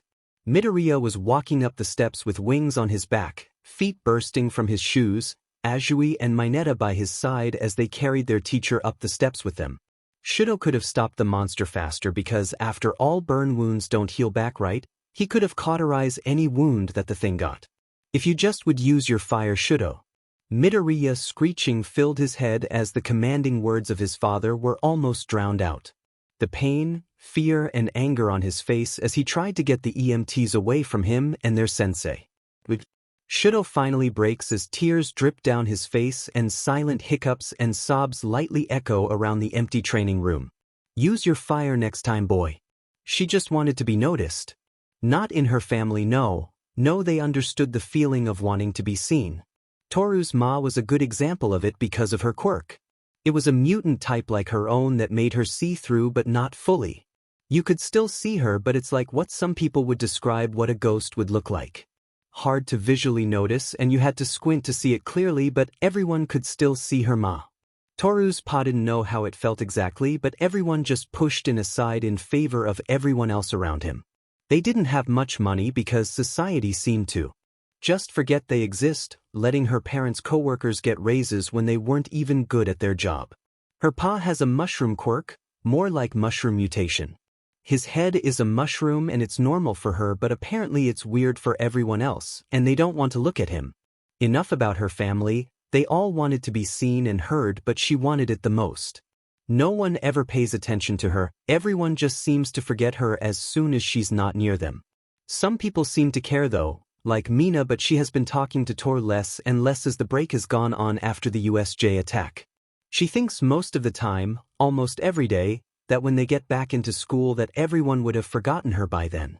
She has gone through kinda of a depressive slump through the last week or so days, her parents always checking in with her, letting her know that they still remember her when everyone seems to forget. That was how her time in break was spent, and she turned down the offer to live on campus. She didn't want to blend in with all the other students in the dorms as well, but they were also tight on money. Nisa gave her a notice on the UA alerts that if she ever needed to move in at any time, she was allowed to. That she will be looked after like the rest of her peers and that no one will lose her in the background. Toru didn't believe it, but she might have to. But again, money was always very tight and she didn't want to see her family suffer just because she couldn't handle being forgotten once again. Minoru knew he wasn't liked. He knew not many wanted him around, but they noticed him at least that way. He said gross things and did stuff that would make people look at him and see him in a type of light. Not a good light, but a type of light. His family life wasn't fun, his dad was, he wouldn't say bad. He never hurt Minoru, but he has seen him hit many different women after they came home with him. That didn't matter much though because they always left in the mornings. He knew they only let those things happen because of the money his dad would give them. Minoru tried to ignore it, but just like the things he did, it was hard to ignore. This caused him to not spend much time in his own home, so when he got the news that UA was offering them dorm rooms, he took it without a second thought. He would finally get out of that house, away from his dad, away from the sounds of hitting and slaps. Minoru knew a lot of his classmates wouldn't like that, the ones that are going to use the dorms, that is. He will stay in line and be nice because at the USJ he realized being pervy 24/7 doesn't really help. Midoriya didn't break out of his thoughts. He couldn't help protecting his two classmates. Minoru only started to realize that he was helping more when he stopped and thought about his actions and about what he should do next. He was scared, but that was okay, he can get past fear. Usually just doing or saying the first thing that comes to mind was his go-to though, but it turned out better when he thought more at the USJ. After he started to think things through more, he was able to help Azui, Midoriya and even his teacher escape, or more like hobble away from the danger. He already had most of his things packed and his dad already signed the paper bullshit so he could live on campus. Everything was going good besides the fact he was going to be picked up tomorrow and not today. His dad wasn't home yet and it was already so late into the night. Minoru hoped that he would at least be able to get a few hours of sleep before his dad brought home another random woman that hopefully will leave before the UA movers get here. Minoru can't wait to Finji get out of this hellhole finally. Everything turned upside down. Everything effed up. Everything has gone to shit. It makes no sense anymore. Everything is not right and everyone is a liar. His uncle was in a cult. His auntie, his always happy and kind and good auntie Inko, was a cultist as well? What the f was happening?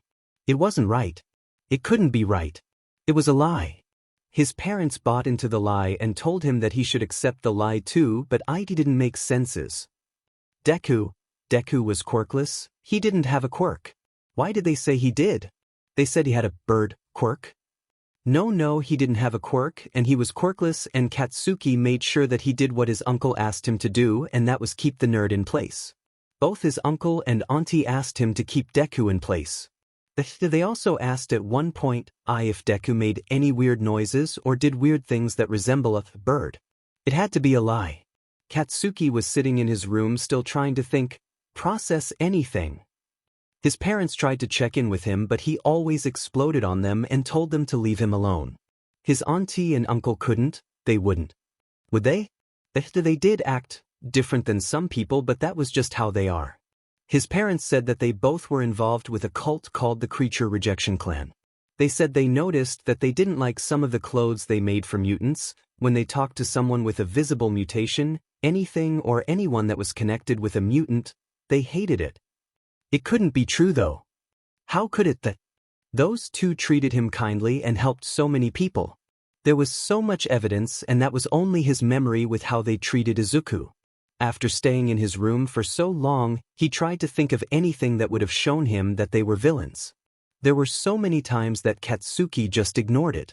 He remembered so many different things that were so weird and off about them. All the little things and then some of the big.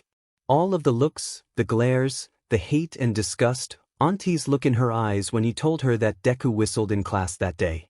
The time when he was really young and was asking why Izuku would jump off the tables so high or high places with his arms spread out wide. The times he asked why he didn't see Deku at school for so long, the lost toes that were always explained away from the accident that happened when he was born. Katsuki saw the nerd's feet. He saw how they looked and how his parents would talk when they thought he wasn't nearby, saying how they could do that to those people, and now he understood why some of their clients that his auntie brought in with those surgical scars from surgeries they would get to make them look more normal. His parents didn't know what Izuku looked like. They didn't get to see his feet or the wings and feathers at the UA. They didn't know, so they still don't really get all that on dash. Inko and Hisashi have done it to their own son. That was dead. That was Izuku, and they did. It was true, wasn't it? Katsuki realized at one point that it was all true, and it hurt. They asked him to help them keep Izuku in line. They told him to do things that when looking back seemed a bit too much, so he didn't do those, but no one stopped him from punching the nerd. No one stopped him from using his quirk on Deku. Both of those BSers encouraged him to do that so that Izuku would stay in line, stay in his place, and they knew he had a quirk from the beginning. They took his quirk from him. They stripped it from him. Katsuki's parents didn't know this. They don't know, not yet, but he wants to be sure. It must be the truth, but he has to see it with his own eyes. He knows that he started to get quiet after learning all of this. His parents are worried, but they don't need to be because he's FNG Katsuki motherfucking Bakugo. He doesn't need any of their worry because he's fine. He's just thinking and thinking and thinking. And Katsuki is scared. What will Izuku do? Did he know that he had a quirk? Will he still be a hero? No, the nerd will definitely be a hero, but there have been people that turn villain for less. That nerd will be a hero even if he lost his arms and legs, but that doesn't mean that this puts a wrench into his path. Izuku will have to learn so much just to catch up again because he just got the other part of his quirk less than 2 or 3 weeks ago. How will Deku catch up? Will he be held back a grade for a year or so that he keeps himself safe? How will Izuku react to him? How will Izuku see him? Katsuki has already seen how he flinches at him, and what he said to him last year. It still appears in his nightmares as Izuku throws himself off the school roof. He shouldn't have said that, but he never apologized. He went too far and it was a bad day, and he has no excuse. He will accept any punishment Izuku gives him. Why did he do all those things to Deku in the first place? To keep him in line when he was told to? He did, didn't he? Katsuki was told by Izuku's awful shitty parents to keep him in line, and his teachers agreed, encouraged it even. He followed the orders of villains to hurt someone that used to be his friend, his best friend, and he did it. Without any thought. Without any consideration. Katsuki Katsuki Bakugo is a weakling that just followed orders for years to hurt others, and only now. Now after everything is said and done. After he told Izuku to take a swan dive off a roof and pray for a quirk in his next life. After he finally sees that Izuku had a quirk the whole FNG time. Only then. Does he even think about all of it? Katsuki is only now seeing how wrong it was. What is wrong with him? No sane person would do that. Why has he been doing this? Why is he even in hero school when he did all that to No, Izuku, no more. Do you know more? He needs to change by last year. He needs everything to end. No more yelling. No screaming. No more exploding. Some popping. Katsuki will pop but not explode, and it will only ever be used to get rid of the sweat buildup. Nothing else, unless it's for training. He will be a better student and friend and seat neighbor to Izuku. Katsuki might even get Aizawa to change his seat number. He'll beg if he has to. He's going to leave the nerd alone. He won't interact with him unless he has to. He will keep to himself around him. Katsuki will be exactly like he made Izuku be all of his life. In line and in his place. He will not do anything remotely harmful to Izuku, even in spars he can't. He can't even think about using his quirk in the nerd's direction anymore without his chest tightening. His parents got questioned a lot by the police. It was more of an integration when they first entered the police station and announced they knew the Midoriya family personally. They were asked a bunch of things about the Midoriyas and their families. How the family dynamics seemed to work. How the adult Midoriyas would act around certain people. Asking and asking and asking. Question after question. Day after day, new person, more questions. Some were asked to him and he never spoke and asked to go to his room and was allowed to. Katsuki heard through the wall about how he was acting recently, how quiet he has been and how reserved he has become. Every single officer that entered their home gave their own list of therapists. That set him off, but no explosions came, no yelling remarks were made. He doesn't deserve it, shouldn't be allowed to. Every time his parents thanked them and then asked for those BSRDs to be put away quickly so they wouldn't hurt Izuku more. Katsuki is still a bit skeptical of them, honestly. Did they really do that or where they were forced to? He knows it's a FNG stretch, but if maybe they were forced. Doesn't that mean they are also victims in this? The cult could have messed up their shitty mind or whatever and made them think that doing that to Izuku was the best thing to do for him. Katsuki knows for a fact that Hisashi loved his son more than anything. Inko loved him too. Inko did love Izuku. Katsuki knows it, so maybe they were just brainwashed or some FING sheet. He knows for a fact that they wouldn't have done this on their own. Katsuki will find out. He won't let them be thrown in prison when they need medical help with their brain. They deserve help, at least despite what they did. They could see what they did was wrong and regret it and apologize, even if it'll do jack shit now. At least they could grow past this, like he'll try to get better himself. He'll find out and keep in line around Izuku. He's not asking the nerd, he already has so much on his plate. Katsuki hopes the nerd is going to keep going to school. His parents were told he was put in with someone who has an emergency foster license, but Katsuki's parents couldn't adopt him. They were told they were too close with the Midoriyas previously to be deemed safe. It hurt, but it made sense. That doesn't matter to Katsuki though. He'll find out and make sure the people that actually did this gets put more than 12 feet under. He'll blast them to the Earth's core and then some. There'll be nothing but atoms by the end of it. They took everything. They did. I lose everything. Everything I love. You did. The ones I love were taken from me. My emerald. My howlite. The heroes took them. My home. My things. My life. My networking. The heroes ruined everything. Again, didn't they? They did. They did. How? What am I? You want them back? I do, but that's UA and so many. You want them back, correct? Yes. What have we always done here when we want to accomplish something? Fight for it. What have we always been taught to remember when fighting for a new day? We wait till we are strong. How will we enact any revenge we have on others? With violence and no mercy. Now my boy. Hisashi of the last Midoriyas? What are you going to do? I'm getting them back and I will kill, maim and torture anyone in my way. Izuku shifted a little bit until he was closer to his mama. They were laying in their nest, cuddled up and trying their best to sleep, but he could tell his mam was still awake. Mama's eyes were closer and his chest was rising and falling slowly, but Izuku knew he was still awake. He readjusted a little more, but something wasn't right. A breeze rolled past his face. He tenses a little but relaxed again, not wanted to worry his mama. He was trying his best to sleep, he really was, but something wasn't right and it reminds him of being back in class. Randomly his back would tense up and move weirdly, but that was all for his wings.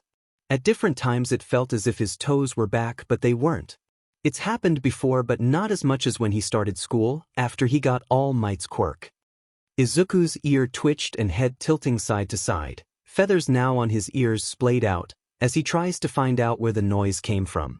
It could have been a breeze, but that was impossible because he was wrapped up tight in his mama's wings. This happened at school too, bushes rustling near him when he was indoor, and Izuku knows for a fact his hearing was awful back then. Mumbled conversations being heard at lunch when before he could only ever hear his friends sitting with him in hushed tones.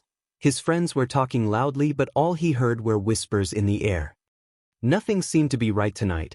Izuku moved until he was to look around the room more, but he couldn't see anything.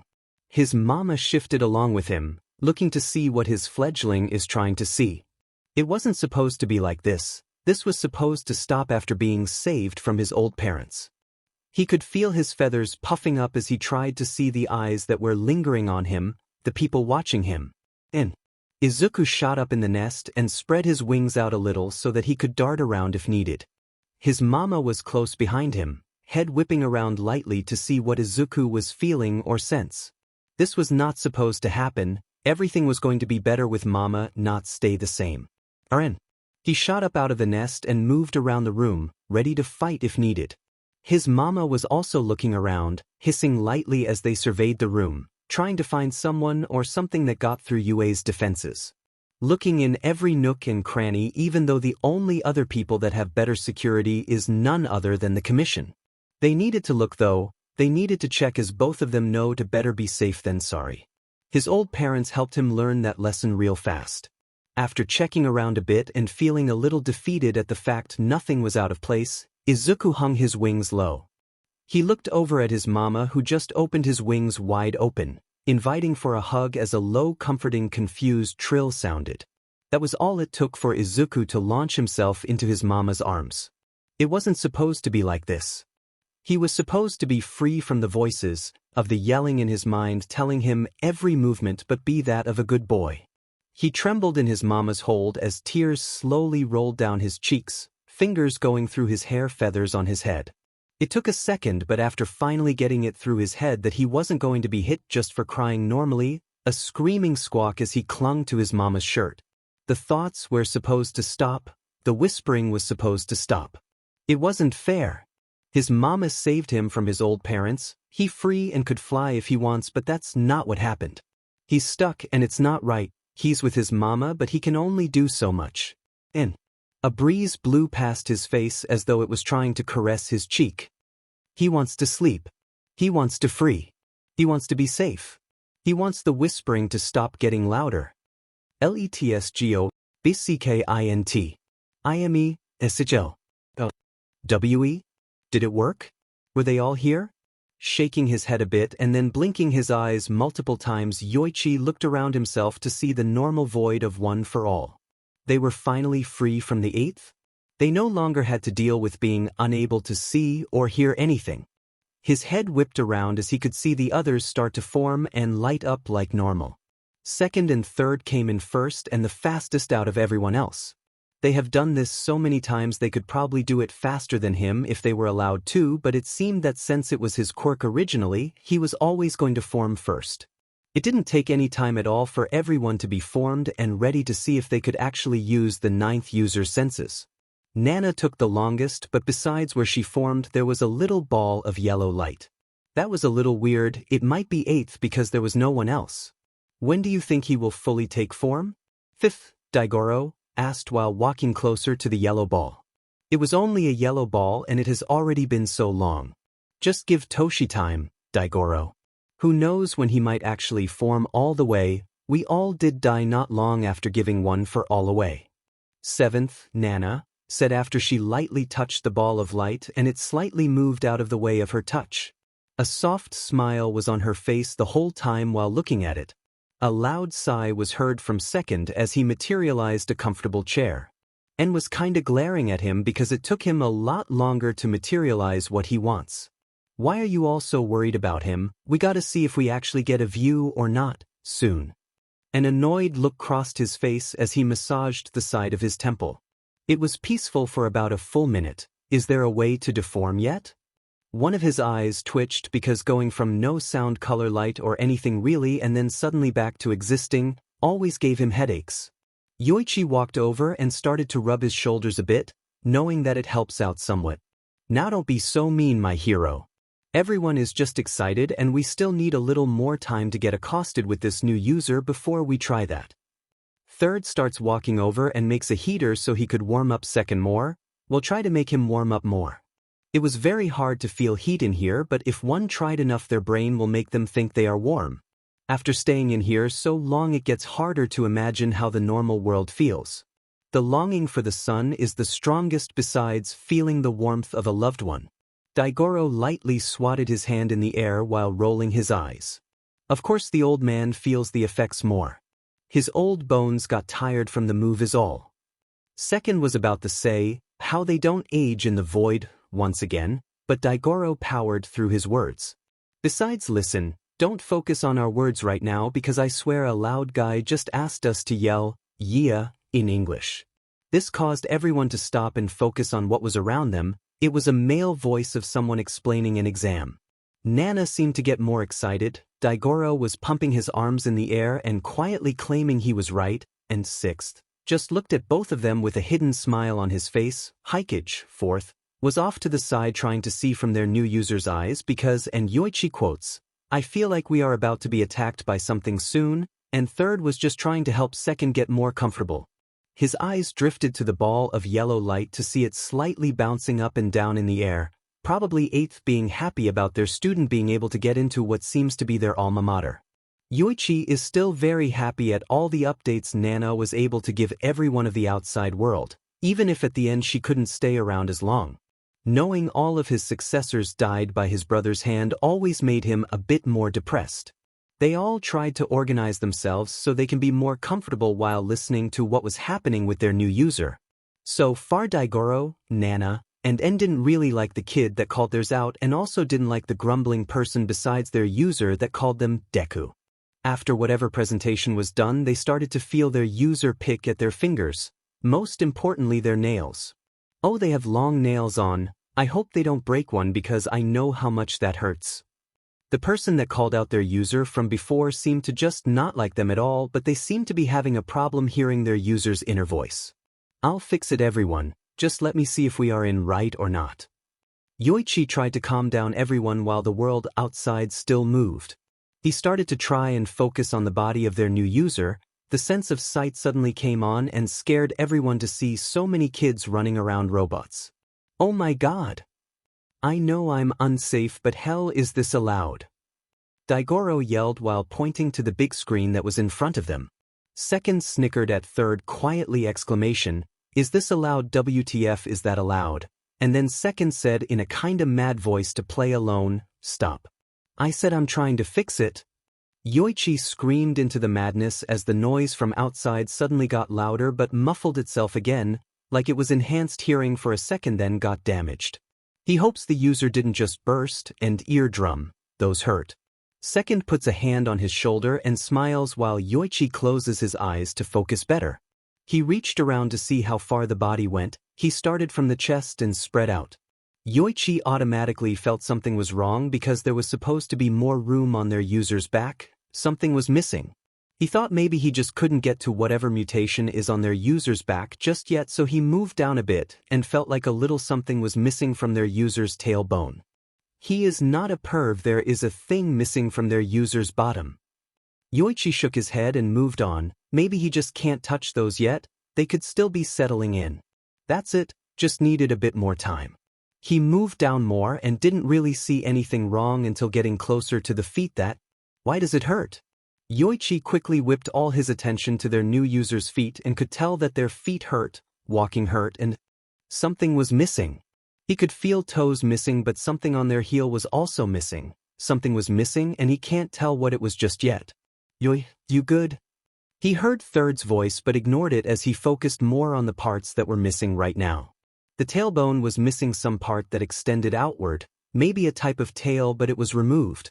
Then zipped his attention to the back and felt certain muscles that would be perfect to move something on their back but haven't been used much. Yoichi doesn't like doing this, but he tries to move the muscle that was in use to move something. Doing this will help Yoichi understand what was missing. Yoichi, your face is getting a little red, are you okay? The light shaking on his arm went unnoticed as he concentrated on the back of their user and felt a quick rush of pain, and he fell forward. Second was apparently in front of him because as soon as Yoichi took a sharp inhale and fell forward from the pain, he was caught in one of his hero's arms. It's okay, Snowdrop breath. His hero's calming voice helped calm him down from the sudden pain, but Yoichi was able to tell what was supposed to be on their back. Wings. Third shifted so that he was more in front of him and looked into his eyes. His heroes both cupped one of his checks as he looked at them. Wings, what Snowdrop, we need to know a little more than that. Esosome on one cut off our Y wings. Yoichi's voice was shaking badly as he quickly searched their user's head for anything missing and could feel so much gone. Little things here and there, like pain there. He's who hurt, so someone. Tears were streaming down his face as he looked around to see all of the other users now near him but were also giving him space. He thinks he can hear someone cuss while Nana turns back to the screen with tears in her eyes.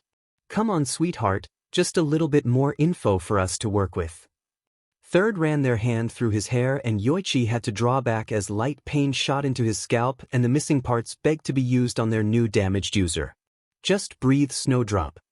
Yoichi tried his best to say it but his mouth wasn't working. He needed to back off of the sense of touch the user had so he wouldn't feel the pain anymore.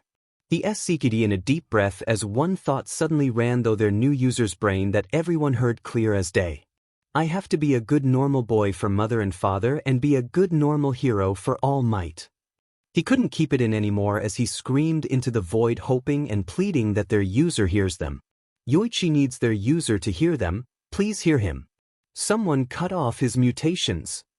More tears started to run down his face as he buried his face in Second's chest, not wanting to see anything.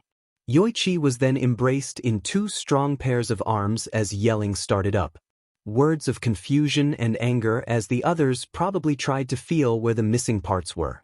Some gasps were heard as they tried to move where the wings should be, the talons should be, the feathers should be.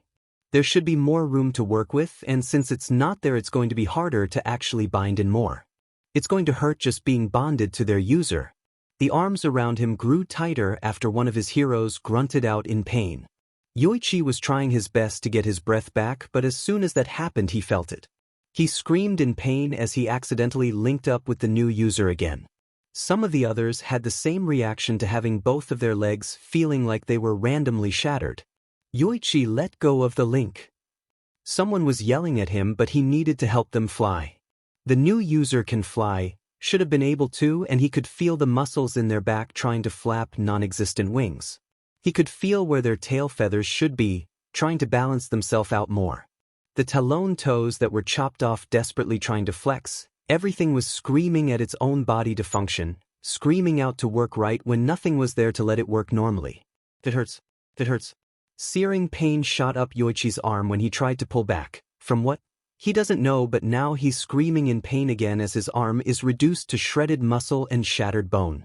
He thinks he can feel someone touching his face, but it's too much, it's too much. He just wants the pain to stop. Brother, please stop. Yoichi gasps and starts to beg for it to stop, for his brother to stop hurting him. He was his little brother and he knows if he begs and apologizes enough then his big brother will stop. He'll stop doing it he stopped before. Yoichi knows that it's a meta ability. It's an awful meta ability that heals someone, but in order to heal them they must feel almost 3 times the amount of pain they did feel at the time. He knows that the pain will stop and he'll be able to go outside again, but he doesn't want to anymore. Yoichi can't deal with this much pain. He would rather be trapped in his bed and unable to move than deal with this. Then as soon as it started, the pain stopped. The pain went away. Did my brother actually stop before he was fully healed? It has happened once or twice. Hisashi did say that he couldn't see him in that much pain anymore and had to stop earlier than he wanted to. Sometimes he stopped earlier, other times he went until he was done healing and just held him as he tried to contain his mind again after feeling that mind-numbing pain. Arms were wrapped around him. His brother was probably apologizing again for having to heal him and that the meta ability took so long. It was meant to take long. This was its drawback, and it was a hefty drawback to have. The feeling of someone cupping his cheek and a hand running through his hair helped him ground himself. There was another pair of hands rubbing his back while hugging him. Hisashi never let other people see him. They could get him too sick and he might not be able to fight back against it this time. Yoichi gulped down air as tears slowly leaked from his eyes. His throat felt tight, as if he was screaming. He probably was after having that healing meta ability being used on him again. Voice, his brother must be apology. Drop, Snowdrop, come on. Come back to us. Snow. Drop? Sweetheart, can you hear us now? Yoichi forced his eyes to blink and then held them shut tightly as he tried to hear the voices better. They weren't his brother. He wasn't with his brother. Those voices. Hero Rose. He stuttered out as he leaned more into second as he started to find himself again. Yoichi was in the void. He nuzzled his face into second shoulder as the fifth and sixth user could be seen looking at him with concern. He closed his eyes and inhaled the scent of one of the people that saved him, helped him instead of demed him, loved him for all his flaws and imperfection instead of trying to correct them. Hey sweetheart, is it nice to burrow yourself into Yoki?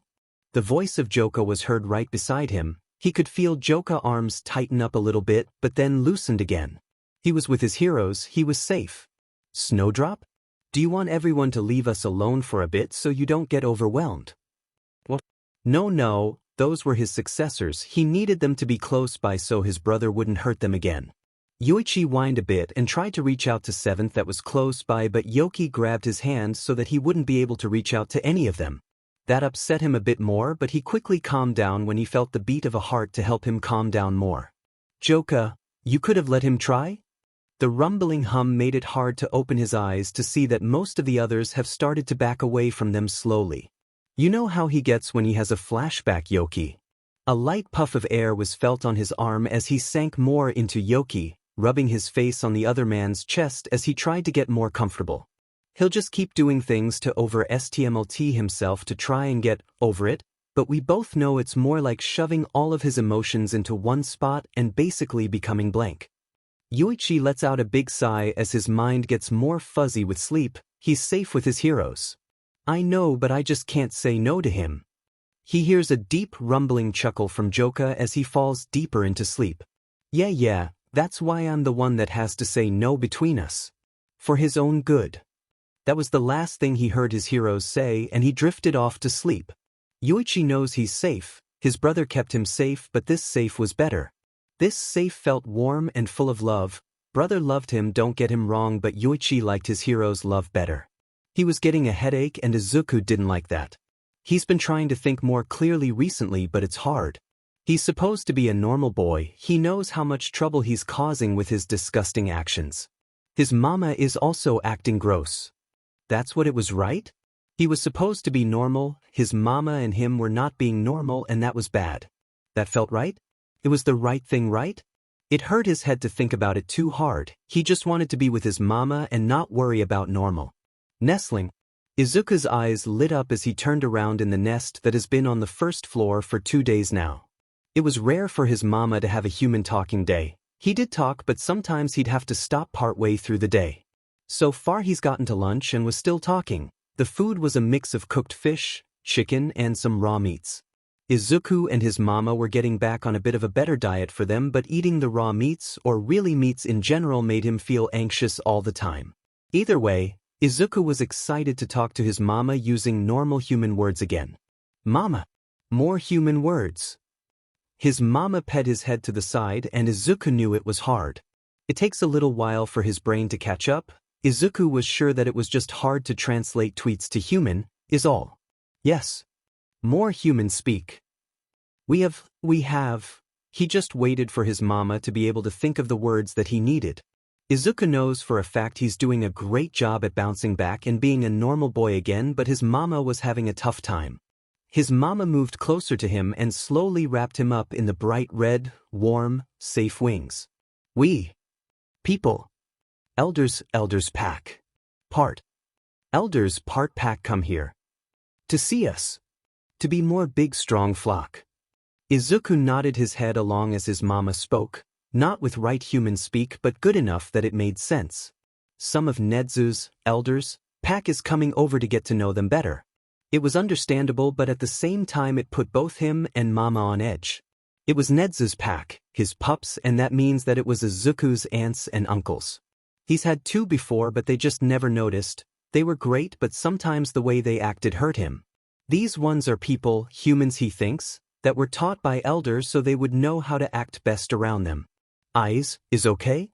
Izuku looked back at his mama, his face full of concern and worry for him. It made his chest feel tight because he didn't deserve that, he was still being a bad boy. Izuku decided it was best to smile and just nod his head. They could have people over, humans that should know how to act around monsters like him, they should be nice. Elda was nice, so Izuku was positive that Nezu would teach his pack pups how to be nice too. If nestling okay, then okay with me. Me okay, you okay, and if not make red and forever sleep. Izuku laughed a bit at the wording his mama used but couldn't feel more happy at the fact his mama would go so far to keep him safe and happy. He used a happy okay chirp so his mama would understand him a bit better. As soon as the chirp left his mouth, his mama relaxed quickly and wrapped him in his wings. Everything was okay and warm and safe.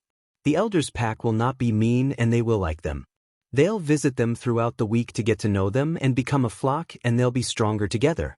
It was a little nerve-wracking, but that was fine because Izuku was being a good boy, so everything will turn out fine. Even if he slips up now and then. Tokumusha didn't think this was a good idea. Now don't get him wrong.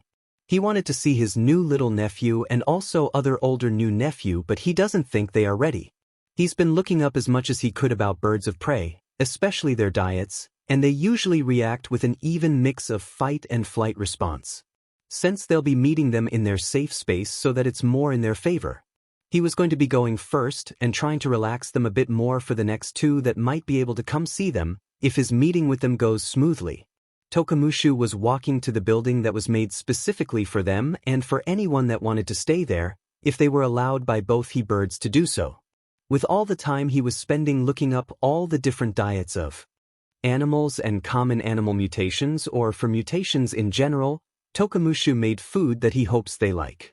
It was yukui, a raw beef tartare that he mixed some other little things like a little bit of pig's blood to make it a little more bloody and has some raw egg yolk on top of it. He hopes they like it. He tried looking up some things that would be good, and this was something that was made in a lot of parts of Asia, so it should be familiar but also new. Toku saw the building in the distance getting bigger and 2 people standing in front of it. Hey Sho. Hey Zash. Lunch Rush lightly jogged the rest of the way over to the building.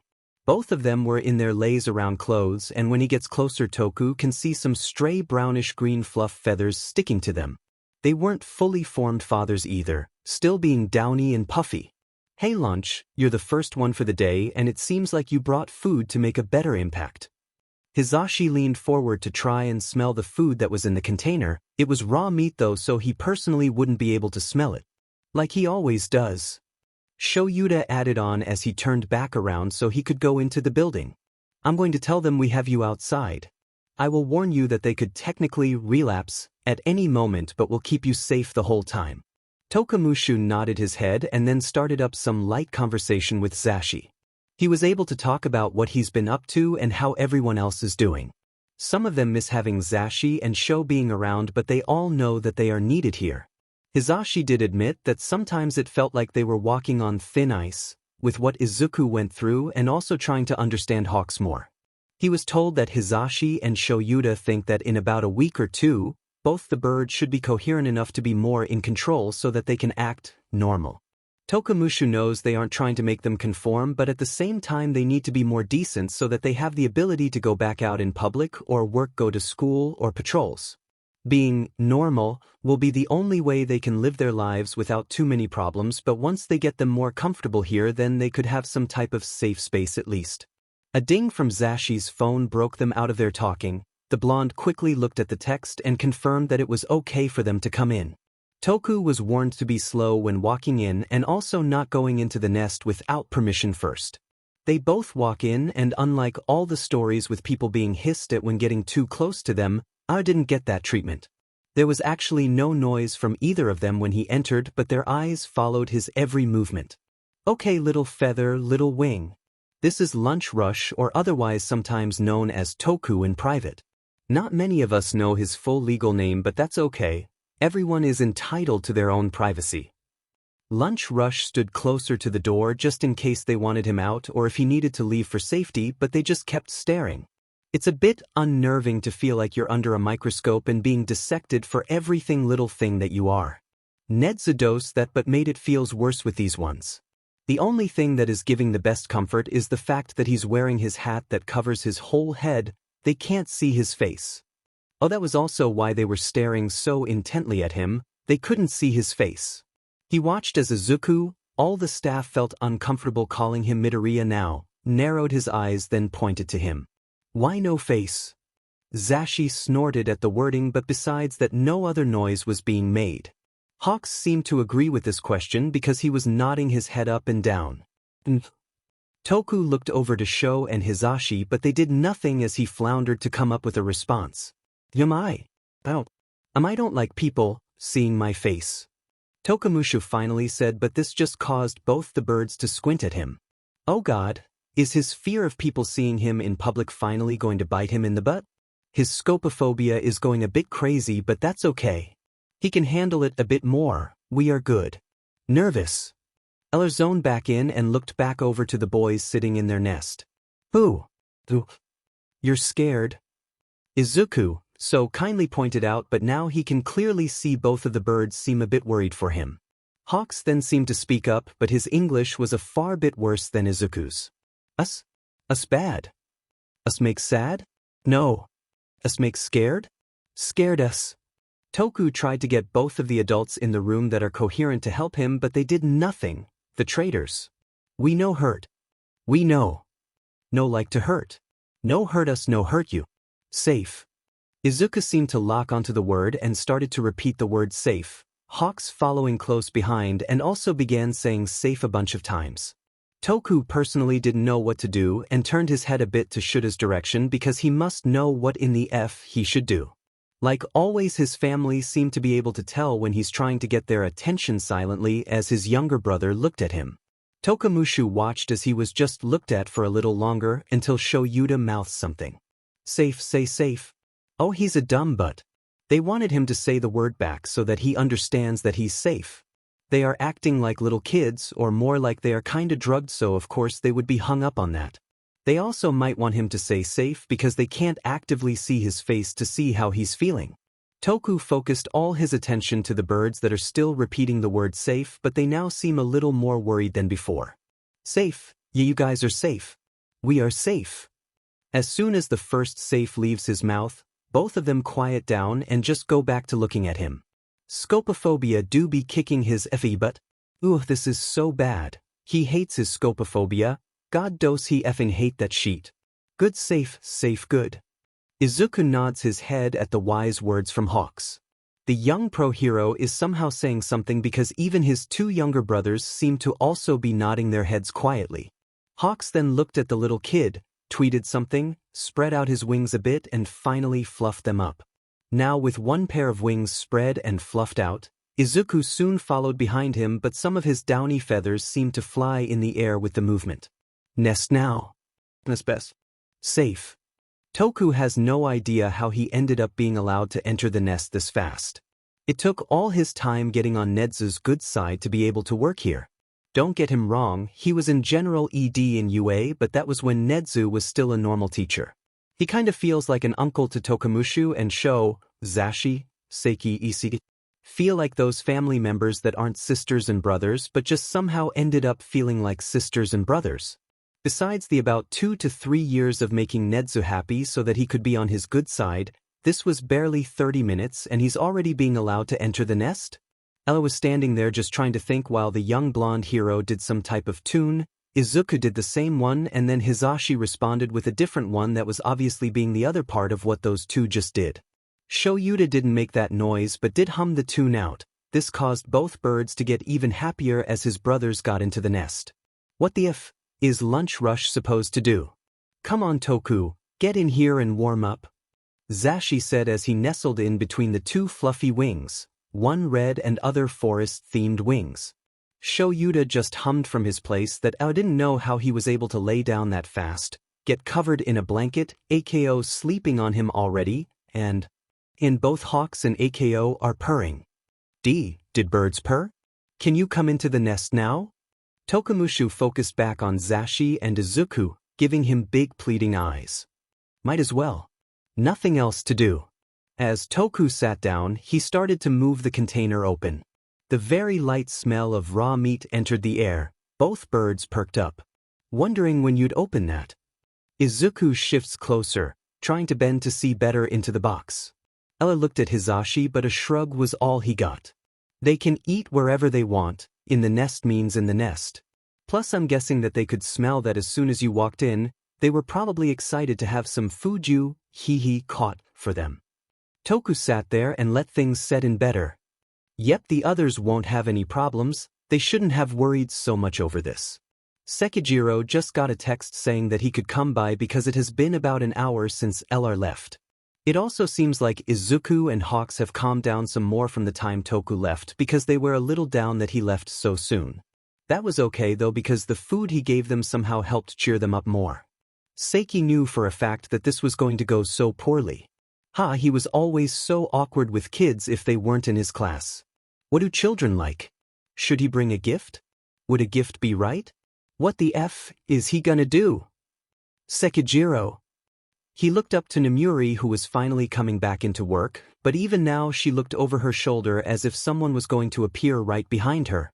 She smiled at him but he could see the worry. She'll visit after him but is he gonna say something to make it where she can't anymore? Seiki? You good bro or do you need some help calming down? A cocky smile spread across her face as Sekijiro scrunched up his nose. You know you're my sister. I would never, you would never. Nem started to cackle at him as he just kept his face scrunched up. This is what he gets for having a crisis in the teacher's lounge, isn't it? Sekijiro gets up from his spot and stretches a little. Oh, I can see your abs in this shirt when you stretch. He scrunched up and glared at his sister who is cackling like the witch she is. This is definitely his fault for having a crisis in the FING teacher's lounge because Nem only picks on him this much when he's getting too deep in his head. I am going to punch you. Oh, and look at this. One of my kohais has finally said that he was going to punch me, not bite me for once. Nomuri gave him a slight deadpan face and her voice still had the "I'm so proud of you" sound to it. He sighs and starts to walk out of the room. He needs to get to the birdhouse and yes, all of the staff started to call it that instead of the official name. The official name is Lower High Rises Unite, or the LHRU. Ken and Spine have been saying the abbreviation out loud like Loryu. Don't ask him where the L came from at the end but that's just how they are. Ow, what? Is my little kohai going to the birdhouse to see his new nephews? Sekijiro ignored her to continue out the door and then down the hallway. He's glad it seemed to have gone well for Toku but now he's just going to be nervous for himself the rest of the time. Great. Aizawa watched as Sekijiro was chased around the room in a more dangerous version of catch. This was more like catching the robber. Izuku wanted to move a lot but didn't want to go outside because he didn't feel that safe outside yet. Hawks suggested, cops and robbers. Well, more like the giant bird pointed to both him and Izuku saying cops, and then got a very big smile as he pointed to Sekijiro and claimed him to be a robber. Zashi giggled as he saw Seiki fall to the floor from Izuku who got onto the top floor balcony when Hawks was cornering him. The whole time, seeing Izuku stalk up the steps and watching Hawks slowly but surely corner his brother in the right spot. It was hard to not laugh at how obvious it was, but Seiki was facing the number 3 hero and he was more focused on the bigger threat. The other thing was that his brother should have realized that both were pretty much equal threats. Ah, Izuku! Sekijiro fell to the ground with Hawks following quickly behind so that they could hold him down easier. Hizashi couldn't hold in his giggles anymore as they soon turned into bellowing laughter that was quickly turned down to a more reasonable level after Aizawa used his quirk on him. Okay. You got me. He let a smile slide onto his face as he saw his brother struggle to get out of the now cuddle pile that both birds made up. You lot should at least get back into the nest so you're not stiff after your little cuddle pile. Both of them started to walk over to help with the 2 birds that love to cuddle. Really, you wouldn't think by looking at them that they are touch-starved, but that's just how it is. Aizawa helped up Sekijiro while Zashi got the birds in order as they collected everyone back into the nest.